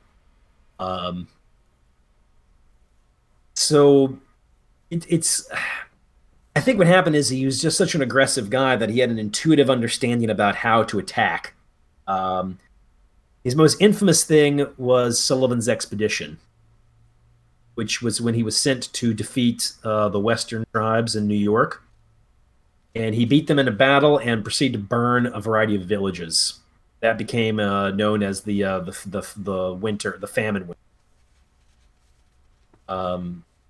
But by that time, Congress showed no appreciation for any of his military victories. His health was bad, so he resigned. Was that expedition a response in any way to St. Clair's defeat? No, the expedition actually was a response to to the Wyoming massacre. Oh, okay. And I gotta say, but a bit like Wyoming, yeah, there's a part of Pennsylvania called Wyoming. So, and also to be fair, I mean, most of the natives had sided with the British. They were doing some effective raids at the time. And honestly, Sullivan's expedition, in some ways, it didn't work. The natives fell back to Canada, and they were taken out for maybe a year, but then they came back stronger than ever. By 1781, the frontier is in flames again, if not worse. Sullivan's weird. I mean, it's rare to run to a commander who's bad at defense but good at attack, right? Right. I feel like in defense he was just sloppy and didn't really pay attention. Probably his worst defeat's Long Island. I mean, he gets surrounded. He has to surrender. Although to be fair, apparently when he surrendered at Long Island, he only surrendered after he had been fighting the Hessians with a pistol in each hand. I mean, he was dual wielding, and then they captured him. Yeah. Yeah, no, I mean, no. I mean, he's a hell of a fighter. I mean, he's always ready for a brawl. And also, apparently, the whole Long Island thing, he had a co-command with Putnam, and Washington never really designated exactly who was in charge of what or a clear chain of command between the two of them. So, I mean, part of that was on Washington. But still, yeah, Long Island was pretty bad. I think he also was tried by Congress at one point for the failure of the Canadian expedition. He was sent to replace John Thomas. So he inherited a pretty shitty situation. And John Thomas, he's the one he died of smallpox. Yeah, so I mean, by the time he gets there, the army's sick, so he decides to retreat. And he does escape to Crown Point with the survivors, but then Congress puts him on trial anyway. He's exonerated and promoted, but still, that was a setback. And I can imagine why that would poison the well between Sullivan and Congress, and why he was so pissed off later when they refused to give him credit for the expedition. Yeah. Yeah, and apparently he also had a raid on Staten Island, which maybe was unapproved, because he's also tried for that, but then exonerated. Yeah, oh God. Man, it's so many court-martials. Oh, and then he was the guy who did the siege of Newport, and the Compte De Rochambeau was supposed to assist him, but then at show. So Sullivan wrote him a very indignant letter, and said that D'Estaing had dishonored the name of France or something like that. Yeah, this sounds exactly like Sullivan. Always ready for a brawl, feisty. I guess kind of a little hard to rate him. I don't know. I'd go the D. Yeah, that two pistols thing, that's pretty awesome. Yeah, I mean, he was doing the dual wield like you can do in Call of Duty or Halo, you know? Something that no So one in real life ever actually would do, unless it's like a say hello to my little friends type moment where you know you're gonna die, and I accuracy doesn't blame that. matter for shit. I blame that on GoldenEye for Nintendo 64. It could You be. know, I mean, yeah. Well, I mean, that's the only way to make the club any good, right?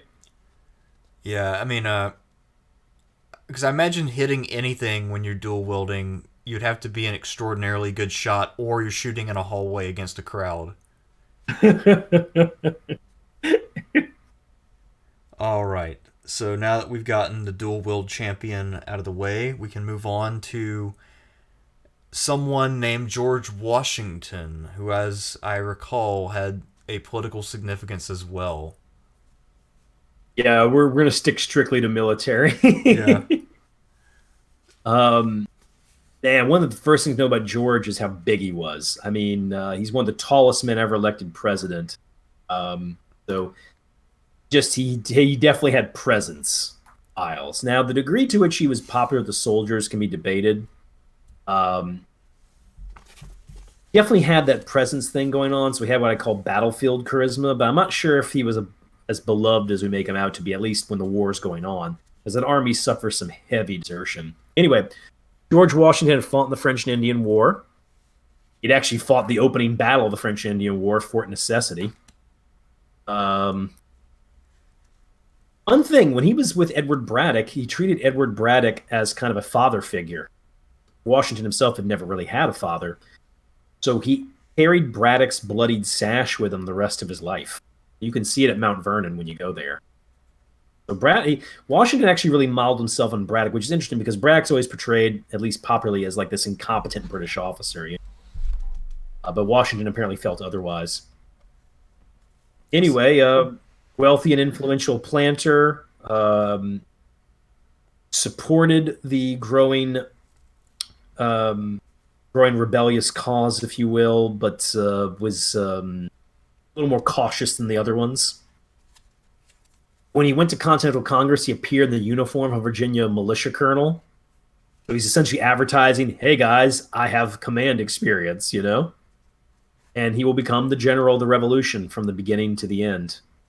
He will lose more battles than he wins. He will almost be destroyed several times. That said, Washington did prove to be adept at operational maneuvers. I'd probably say one of his finest moments was the New Jersey campaign. Actually, it is his finest moment.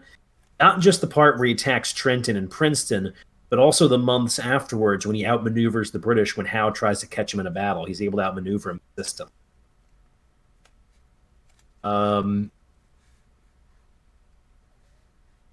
Washington, probably one of his biggest weaknesses was a lot of his tactical plans were not very good. Like at Brandywine, his flank is turned, but he turns to fight the British anyway, although it's a losing prospect. At Monmouth, he attacked down a narrow road through broken terrain. He put the whole army down one path. And keep in mind, by this time, his army's pretty sizable. But I think the worst one is Germantown. So the idea with Germantown was to replicate, okay, Derek, which ancient battle do military people try to replicate as much as possible? Cannae. There we go. Germantown is Washington trying to do Cannae. Oh, God. Yeah. However, the problem is Washington put most of his troops in the center and the weaker troops on the flanks. So he didn't understand Cannae at all. He also didn't understand that, one of the reasons that Cannae happens is that Cowpens is like Cannae. Kind of. Saying because the British charge into the American lines and then they outflank them. And also the militia then close the rear, kind of like Maherbal's cavalry. Exactly. Germantown is completely bungled. The only reason that the battle even has the heavy enough British... The only reason the battle has fairly heavy British casualties is because Washington does take them by surprise, but the attack plan was just poorly done. By 1779, Washington finds himself stalemated in front of New York. He's really fighting to keep the army together. There's mutiny, civilian indifference, the economy's collapsing. It's hard to keep the army supplied. The defection of Benedict Arnold, of course. By 1781, Washington is actually becoming despaired that they can even. Then, of course, Yorktown happens.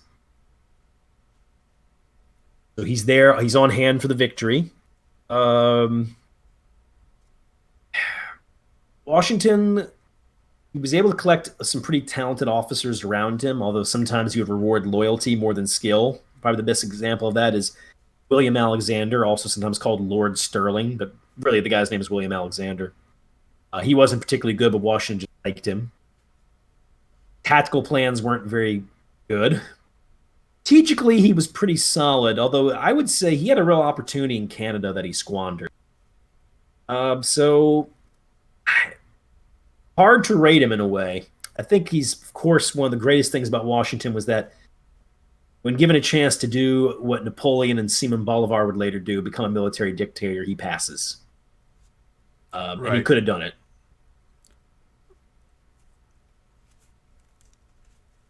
I'm going to go with a B, George Washington. Yep, and I think in Liberty or Death, he has a 58 tactical rating. Actually, that's one of the most accurate things in the whole game. You look at Washington's stats, you're like, okay, he's got 97 body, 7 tactical, good discipline, good leadership. The discipline might be a little overstated, but, you know. You got any thoughts on Washington? I mean, obviously, Washington is, extremely important, but he was not a professional soldier per se, so he clearly did have a few deficiencies as a commander. Also, a lot of his subordinates were equally not professional soldiers, so they also made mistakes. I guess he did cultivate kind of a core of loyal guys, Greene, Knox, etc. But he clearly was not the best battlefield commander. However, I guess his ability to keep an army together was arguably, one of the more decisive elements in the American victory. Because keeping an army together at Valley Forge was no easy task. And also, I guess for people who have never been near Valley Forge, it's surprisingly close to Philadelphia, where the British were located at the time. It's only about 20 miles away. Yeah, and that's actually one of the reasons why is George wanted to be close by to counter any British moves, but also it was a way of being like, hey, you may have taken Philadelphia, but I'm still here, a day's march away. Yeah, I mean, Washington. Also, I think the raid into New Jersey where they had Princeton, Trenton, and all that. Pretty ballsy decision. Yeah, no, he that gig got him a lot of praise from Frederick the Great. By the way, you know about this? No, I never heard of that. Yeah, Frederick the Great followed the American Revolution, and he actually had a map of New Jersey that was given to him, and he traced out Washington's maneuvers and dubbed it one of the most brilliant campaigns of the era. So Frederick the Great was like a fan of George Washington. I think he may have even sent him a letter or something, but it should be kept in mind Prussia is one of the first countries to recognize America. Huh. And while Prussia didn't give us any direct aid during the war, Prussia took a more negative position vis-a-vis Britain at the time as well. I guess there was also Frederick the Great was an enlightened despot, so maybe some part of him did enjoy the idea of a republic. A bit. I could possibly see that. But the only thing about Frederick the Great to keep in mind is that Frederick the Great, by the end of the 7 Years' War, the officer casualties were so horrendous that they were taking the middle class and putting them and making them officers. Well, as soon as the 7 Years' War is over, Frederick the Great strips them of command. I mean, he's really into aristocrats. And that's because it affects him personally, so it's different. Yeah, I think with Frederick the Great, it should be said that within the aristocratic system, he did promote based on merit. So if you were a high-ranking Prussian aristocrat but you weren't doing very well, Frederick would cut you out, right? But it is not a true meritocracy. But it is a meritocracy within the aristocratic realm, whereas, in the Austrian military in particular is hobbled by men who really aren't good at battles at all. They're not military men, but hey, high rank at court, right? Right. Yeah. So anyway, yeah, Washington. Yeah, he would get a higher rating if it wasn't the fact that he's tactically kind of a bonehead a lot of times. Yeah, I mean, I think if I had to fight a battle with the fate of the world on the line, and Washington was one of my options as the battlefield commander, I would go with somebody else. Yeah, yeah. Probably on this list, I go with Daniel Morgan or John Stark. Yeah, I'm inclined to agree. I think Morgan, also, especially if your troops are at something of a qualitative disadvantage, or it's kind of a collection of ill-fitting parts, Daniel Morgan's probably the guy to go with. Same thing with Stark, it should be said as well. Stark usually commanded militia Oh, and irregulars, so yeah. You're right. John Stark is the Morgan of the North, or Morgan's the John Stark of the South. Anyway. yeah. I guess it depends on your perspective, but yeah, either way, I guess it works. All Yeah, right. Oh, go ahead. that's George for you. I guess maybe people expected like some more big, long discussion of Washington. I will say for anybody out there, if you want to read a really good book on the Revolution, talking about the military stuff, and not getting into the regular warfare as much, though, is called Almost a Miracle.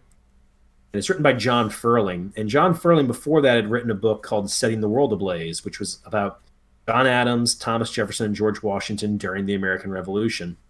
And both those books are very good. It's interesting because in Setting the World Ablaze, Furling takes a very positive view of Washington's generalship for the most part. He's more negative in Almost a Miracle, but I would say more fair, honestly. If I think one of the problems George also had was he got too fixated on New York City in the last few war. But overall, he did what he needed to do. Yeah, so it seems like in the last few years of the war, you had Washington's main army and Henry Clinton's main army sort of sitting around New York, not really doing a whole hell of a lot. Yeah. They couldn't, the British can't abandon the city, though. They don't want it to fall, But Washington can't not have a large force there. I mean, keep it in mind, the only reason he's not near New York City after the city falls is because the British chased into New Jersey, and then they actually had troops in New Jersey for a time, and then they go for Philadelphia. So understandably so, Washington does have to pay attention to Newark. I'm just saying that some possibilities in Canada and elsewhere just weren't being observed because of Washington's laser focus on, I've got to keep a large army at New York City. So theoretically, if they had invaded Canada successfully, could this colonies have absorbed Canada or just used it as a bargaining chip? I think they probably could have absorbed it. It might have even been something they could give back to France. Certainly would have made the French happy. So who knows on that one? The French during the French Canadians during the Revolution essentially declared neutrality. A number of them did join the American Army, and their regiment became known as Congress's Own. It was actually an elite unit in the Continental Army. Oh, And then, of course, a number of them also will fight with the British. cool. So, yeah, I mean, the French Canadians, as far as they're concerned, two Protestant Anglos are battling each other. What's their fight? How's that important, right? Yeah, I guess that's fair enough, though. I mean, that kind of makes sense. Yeah. All right. So, Speaking of people who operated in Canada, Richard Montgomery. probably the guy on this list I sort of know the least about, I gotta say. Well, that's not good because I don't know anything about him other than that he had something to do with the Canadian campaign at one point. Yeah, I mean, no, I got some stuff I can talk about. Like he was in the 7 Years' War, had a lot of experience. Was involved in Pontiac's War. Let me see what I've got my notes on him. He was sent. He was an officer, British officer.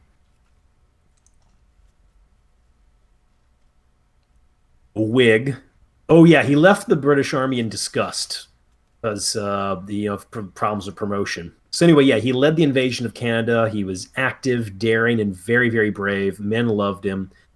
Becomes a martyr to the cause because he dies leading the attack on Quebec.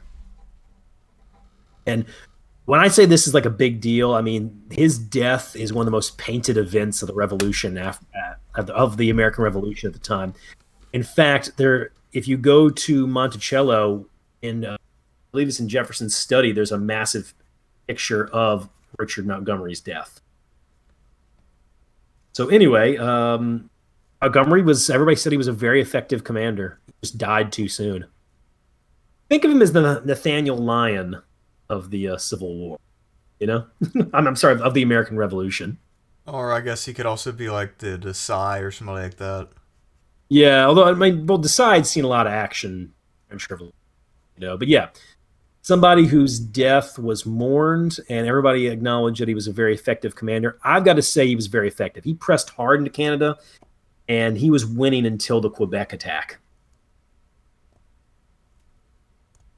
So I would give him a B.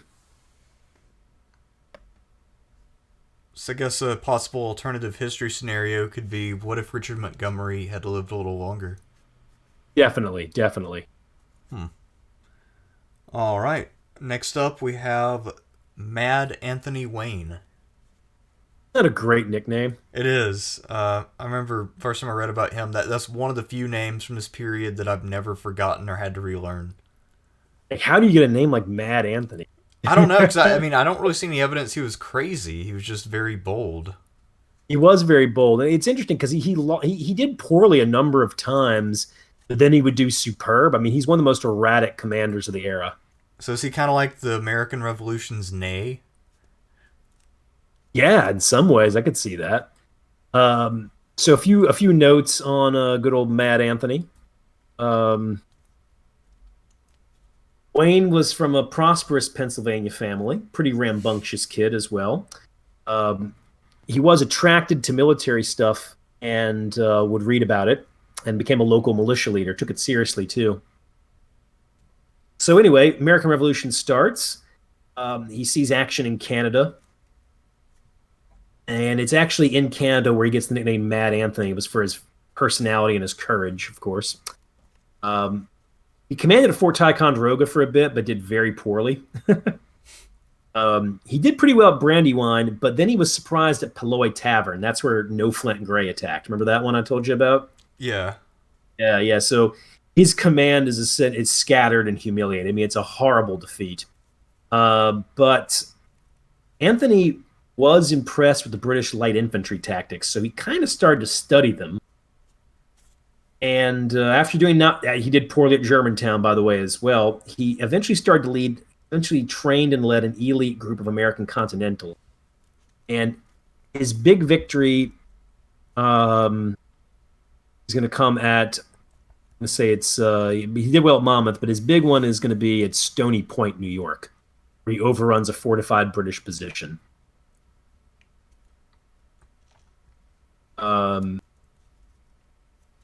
That said, part of Wayne's troops deserted and mutinied later on, and so Wayne had to disband the Pennsylvania Brigade. Him and Washington weren't exactly getting along at this time, and he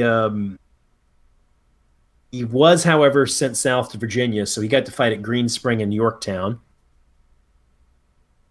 Anyway, after the war, he supports the Constitution, becomes was a supporter of Washington, and he is the one selected to make up for St. Clair's defeat in the Northwest. One was going to fight the Western Confederacy. And I think what one really sees with Wayne is that this is a man who learns how to be a good commander. Like at first he's kind of rocky, but by the time you get to this campaign, it is superbly done. Now, we're only rating him based on his American Revolution stuff, but it should be noted that he will defeat the Western Confederacy, and they gave him a pretty awesome nickname because he was advancing through the wilderness of Ohio,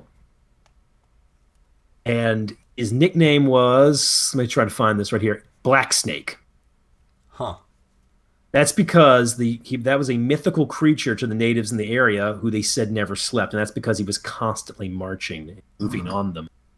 Now, at the Battle of Fallen Timbers, when the Americans at first are retreating, he tells William Henry Harrison, who is on his staff, that the standing orders are charge the damn rascals with the bayonet. He attacked, defeated them, and the natives gave him another nickname, the Wind. That was because they said he came like a hurricane which drives and tears everything by it. So Wayne really is a man who learns the trade of war, and by the time you get to the 1790s, he's an excellent commander. But he had a very rocky start. Oh, fun fact, there was probably James Wilkinson probably tried to kill him because Wayne suspected that Wilkinson was a Spanish spy. And then suspiciously one day, a tree fell on Wayne's command tent. He just happened to not be inside the tent at the time. And Wayne was pretty sure somebody tried to kill him, and I think Wilkinson might have been trying to do it because he was afraid that Wayne was going to rat him out. So anyway, after Fallen Timbers, Wayne died under somewhat mysterious circumstances. So some people still think he might have been murdered. And that's how James Wilkinson becomes head of the United States military, because he's now the highest ranking officer, and he's a spy for Spain. Damn. Yeah. So did Wayne ever accuse Wilkinson? He suspected, but it wasn't a high priority for him because he's too busy trying to defeat the Western Confederacy.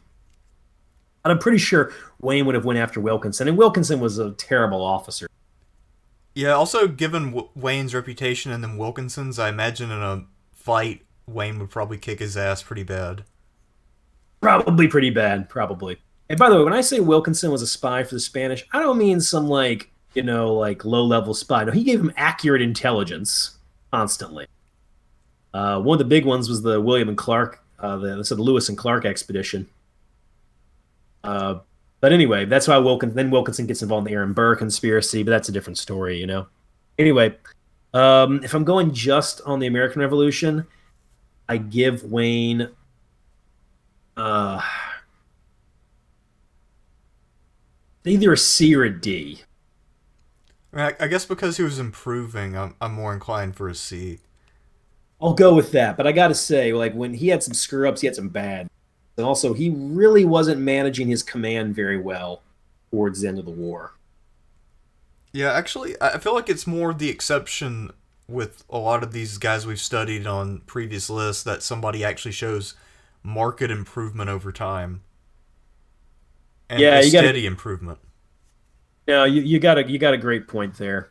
Yes, I mean, in that way, I guess if Wayne could have lived maybe a couple more decades and then not had any health crises. I mean, maybe by the time the War of 1812 rolled around, he would have been Hannibal Jr., Yeah.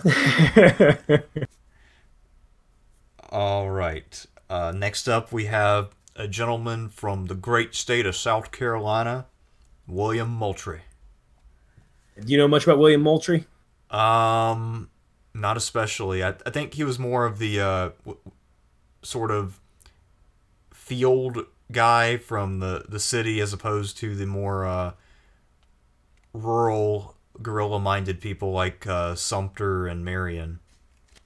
Although him and Marion were friends, and Marion had actually fought under Moultrie in the frontier. So Moultrie had experience with frontier fighting. But anyway, Moultrie's mostly known because he's the man who leads the defense of Charleston when the British try to capture it in 1776. The flag of South Carolina is still based on the flag they flew at that battle. So Moultrie wins this very early and impressive victory. Great leadership abilities. He was constantly being put forward as somebody who could command the Department of the South. The problem is, the world of South Carolina politics, which is a snake pit at that time, Moultrie has too many high-profile enemies. So he very much said that the commander in the South should be a guy like Benjamin Lincoln or Horatio Gates because they're from the North. They don't have quite as much political baggage as a guy like him or Robert Harris, Right. Yeah, so Moultrie then led troops in the siege of Charleston, where he was captured, so he spends the rest of the war as a British prisoner. Mostly include on this list because of that impressive defense of Charleston. And I mean, Moultrie rarely did anything poorly, from what I. His men tended to be very well disciplined. It was actually said that the South Carolina militia were almost as good as regulars under his command. I give him a B. Moultrie was very good. Okay. I didn't realize he was quite that big of a deal. That's pretty interesting. Yeah, he'd probably be better known if he had been able to fight in more battles. But everything I've read about him, I'm pretty impressed. All right. Well, last we have a Scotsman, Lachlan McIntosh. I'll spare nothing. This guy's an idiot. Well, I think that's the first time we've ever started one like that. That's promising. He's probably what he's most famous for is he feuded with Button Gwenwett. You never heard of him? No. Gwenwett? Button Gwenwett has one of the most sought after signatures in the world because he signs the Declaration of Independence and dies like a year later. So there are people who will collect signatures, famous people. And one of the most popular ones, this is, of course, a hobby for really wealthy people. One of the big ones was to have the signature of everyone who signed the Declaration of Independence. So Button's signature is one of the most expensive in the world. That's because this guy, McIntosh, killed him in a duel. Anyway, McIntosh led the 1776 invasion of Florida, a failure. He afterwards is one of the main American commanders in the South. He bungles at Savannah. They also support them. What's the other one, too? Oh, yeah, by the way, he did spend time in Valley Forge because of the political fallout from killing Button. So he had to hang out over there for a bit. He led troops on the frontier as well. He feuded with Daniel Broadhead, a more experienced frontier fighter. Failed to capture Detroit. And he surrendered with the rest of the army in Charleston. Yeah, he's pretty much an idiot. So what were his good qualities? I haven't really found any of them, man. I mean, he was known for feuding with people, killed a prominent politician in a duel. His one independent command, the invasion of Florida, was a failure. He never really did well in any of the battles I've read about. You know, the guy was hard to get along with. I mean, he's like Robert Howe, but at least Robert Howe has the advantage of being like a drinker and a womanizer. So he sounds like he might have been okay to hang out with, you know. But McIntosh, no. He's a clear F. All right. Fun fact, though, his great nephews, James and John McIntosh, fought as opposing generals in the Civil War. Really? Yeah. One of them, I believe, died at Pea Ridge. Huh. So yeah. So everybody, that is the rankings for the generals of the American Revolution. As you can see, these guys are all over the place. We've got people who were tactical wizards, and then we've got men who were probably better off staying at home playing with themselves. Yeah. And that kind of... Okay, sorry? Yeah, it sounds like a couple of these guys were bad enough that they effectively were on the British side. Yeah. And one might wonder, well, how do we win? Well, conquering America was going to be tough. The British reaction was so slow. The rebels were able to take control of the 13 colonies very quickly. And there weren't a lot of British troops to stop them, to be fair. And that's one of the reasons why, is because they controlled the militia. So, you're not going to run to a militia officer, or too many of them, who are going to be backing the British during this conflict. So we get control of America very soon on. The British have a hard time keeping their men fly. It's a long bit of communication there. And then the British, of course, have their share of mistakes and generals feuding and whatnot. But I would say that one of the reasons the war goes on as long as it does is because the Americans do manage to have a series of embarrassing defeats, like Charleston, Camden, Fort Washington, Long Island, Brandywine. And that's why a lot of these generals are not as highly rated. In many ways, you could say we win the revolution in spite of the leadership of some of these men. But thankfully, we had George Washington. You did have some really good fighters, men like Benedict Arnold, Daniel Morgan, John Stark, and a variety of other guys. And you and Nathaniel Greene turned out to be very good as well. Um, and yeah, to be fair to these guys like McIntosh and Robert Howe, I mean, they suddenly find themselves commanding armies, something that, hey, they may have been the militia, they may have fought in the 7 Years' War, but they had no experience commanding this number, kind of. But I will say this is the last thing on that. Ultimately, the decisive element in us winning is the French. They're the ones who give us the money. They're the ones who produce the gunpowder. They end up arming the American army. And it's going to be their soldiers and ships that will win Yorktown. I'm inclined to agree with Washington and John Adams. Without Yorktown, the American cause probably fails within years. The people just didn't care anymore, and the strain on the economy was getting to be severe. And if Cornwallis had simply not marched into Virginia, he could have continued to fight the partisan war in South Carolina and probably won. I mean, there were more troops on the way. Cornwallis could have concentrated a bigger army and gone into North Carolina if he had just been patient. So anyway, those are some general thoughts I have on the American Revolution. The decisive element is France. Yep, that and British public opinion, and also I think there were a lot of people in Parliament who were pretty skeptical, and only took a few major reverses for them to gain the majority.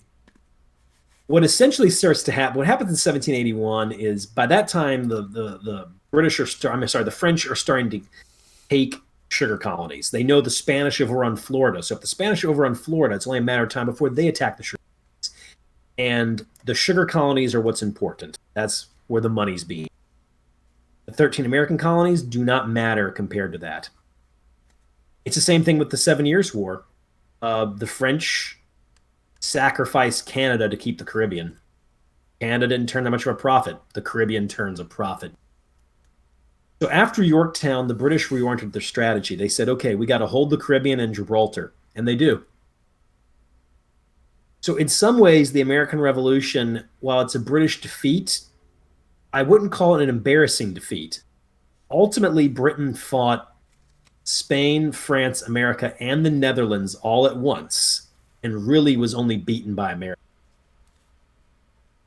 When I say only beaten by America, 1782, the Royal Navy defeats the French, so they're able to hold on to those Caribbean possessions, and Gibraltar holds during a very epic siege.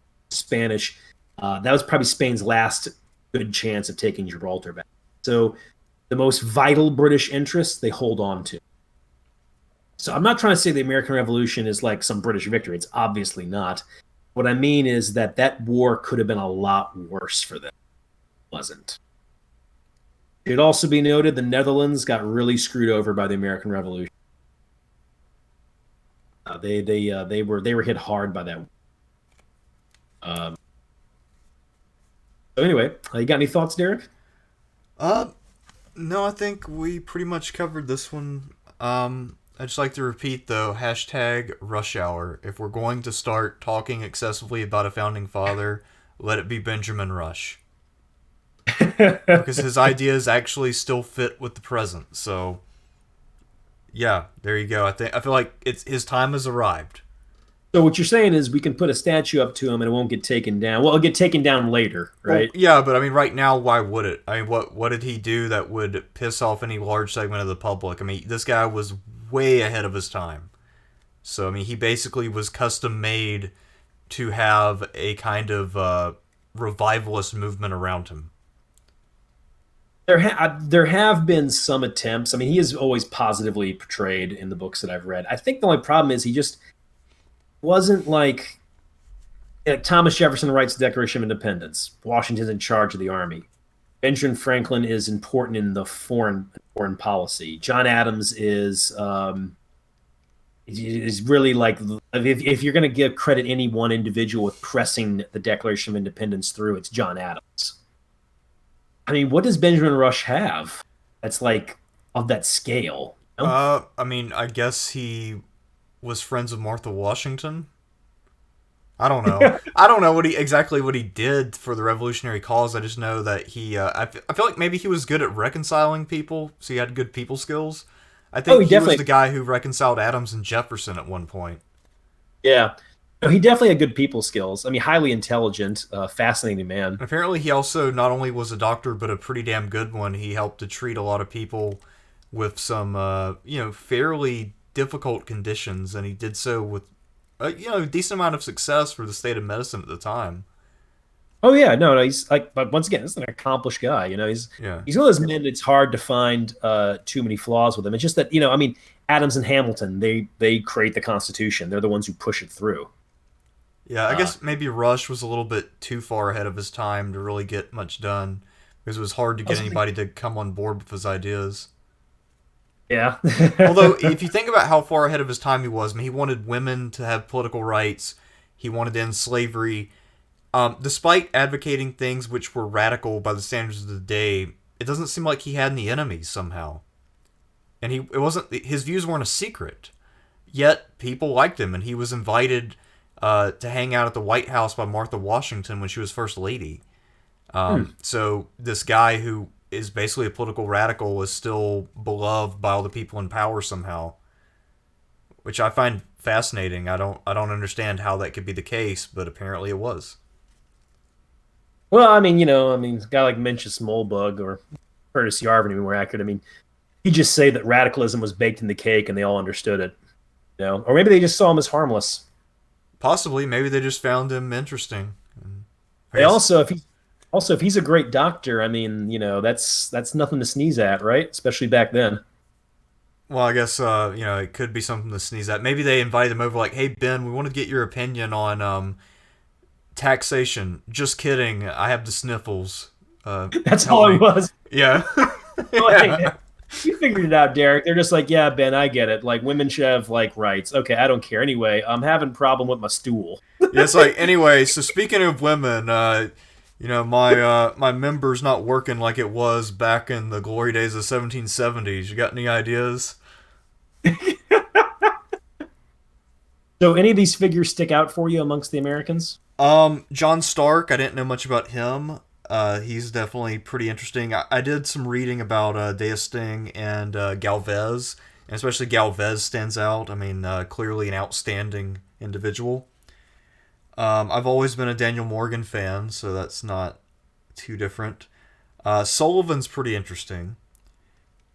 Yeah, I Um, didn't know about the two pistols thing. That's pretty cool and completely in character. yeah, I've always been a Mad Anthony Wayne guy. I didn't know that. I didn't know about Moultrie, so he's pretty neat too.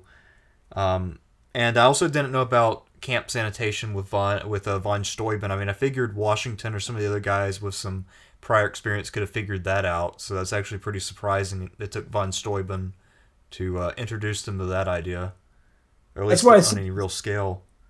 I think Washington's organizational abilities and even like his inspirational abilities are sometimes overstated. And he was definitely a presence. He could rally men, but there were definitely limits on that stuff. You know? Yeah. And he needs guys like von Steuben. And really, that's Washington's biggest strength. Is Washington would understand like I'm not good at this thing, but you are. You know. So high marks on that one. Uh, Also, so I didn't amongst realize that. I'd never heard of Robert Howe or Lachlan McIntosh, so I had no idea that they were, Nathaniel Banks levels of inept. Yeah, they were, to be a little fair to both of them, the political situation in the South is bad. I mean, their army is the forces they're leading are small. So they're just they're in a they're it's a difficult spot even for a good commander. Then throw in an incompetent one. I mean, yeah, people don't realize we invaded Florida 3 times and failed all 3 times. One of the reasons, though, the Florida invasions aren't covered is because there was mostly skirmishing, and they failed. Americans don't like talking about failure in the Revolution. In fact, one of the things that I really, really don't like in American Revolution books is they'll always try to spin a defeat into a victory. Like we lost Brandywine, but damn it, we showed the British we could fight. I'm like, no, we lost. They weren't impressed by us. You know. So there. I mean, I think that's why some battles, like Camden in particular, really got forgotten after the war because there's almost no way to spin Camden in your favor, except to say that the regular Continental troops, they did fight hard, and De Kalb was very heroic during the battle. But otherwise, you can't, there's nothing positive to spin from Camden. We get smashed. And yeah, McIntosh and Hale, there's nothing positive to spin. There's a pair of incompetents getting small forces and idiotic invasions being actively subverted by the politicians that they're serving. Yeah. But amongst the F-tier commanders, who strikes you as the worst? McIntosh seems more useless because it seems like he, due to his personality, is almost, if you put him in charge of a group of men, even if you keep them in the rear, they're probably going to deteriorate. Yeah. So I feel like he is a guy, if you really wanted to do well by your cause, you should send him on a suicide mission by himself, or just execute him. Or maybe send him over to the enemy and hope that they put him in command of something. Oh, man. Yeah, and I've really only been learning about McIntosh recently, but nothing's stood out to me except that this guy's a jerk. So yeah, I think I'll close things up on my end. All right. Well, I don't have anything else to say either, so I guess that is a wrap. Thanks for enjoying Generals of the American Revolution. Yeah, and remember, #RushHour. All right, so until next time, I'm Thucydides the Historian, and I will see you all next time. And this was Sean with me, so remember to check out his stuff on Forgotten Battles and his books as well, for those of you who are interested in the American Civil War. Peace out.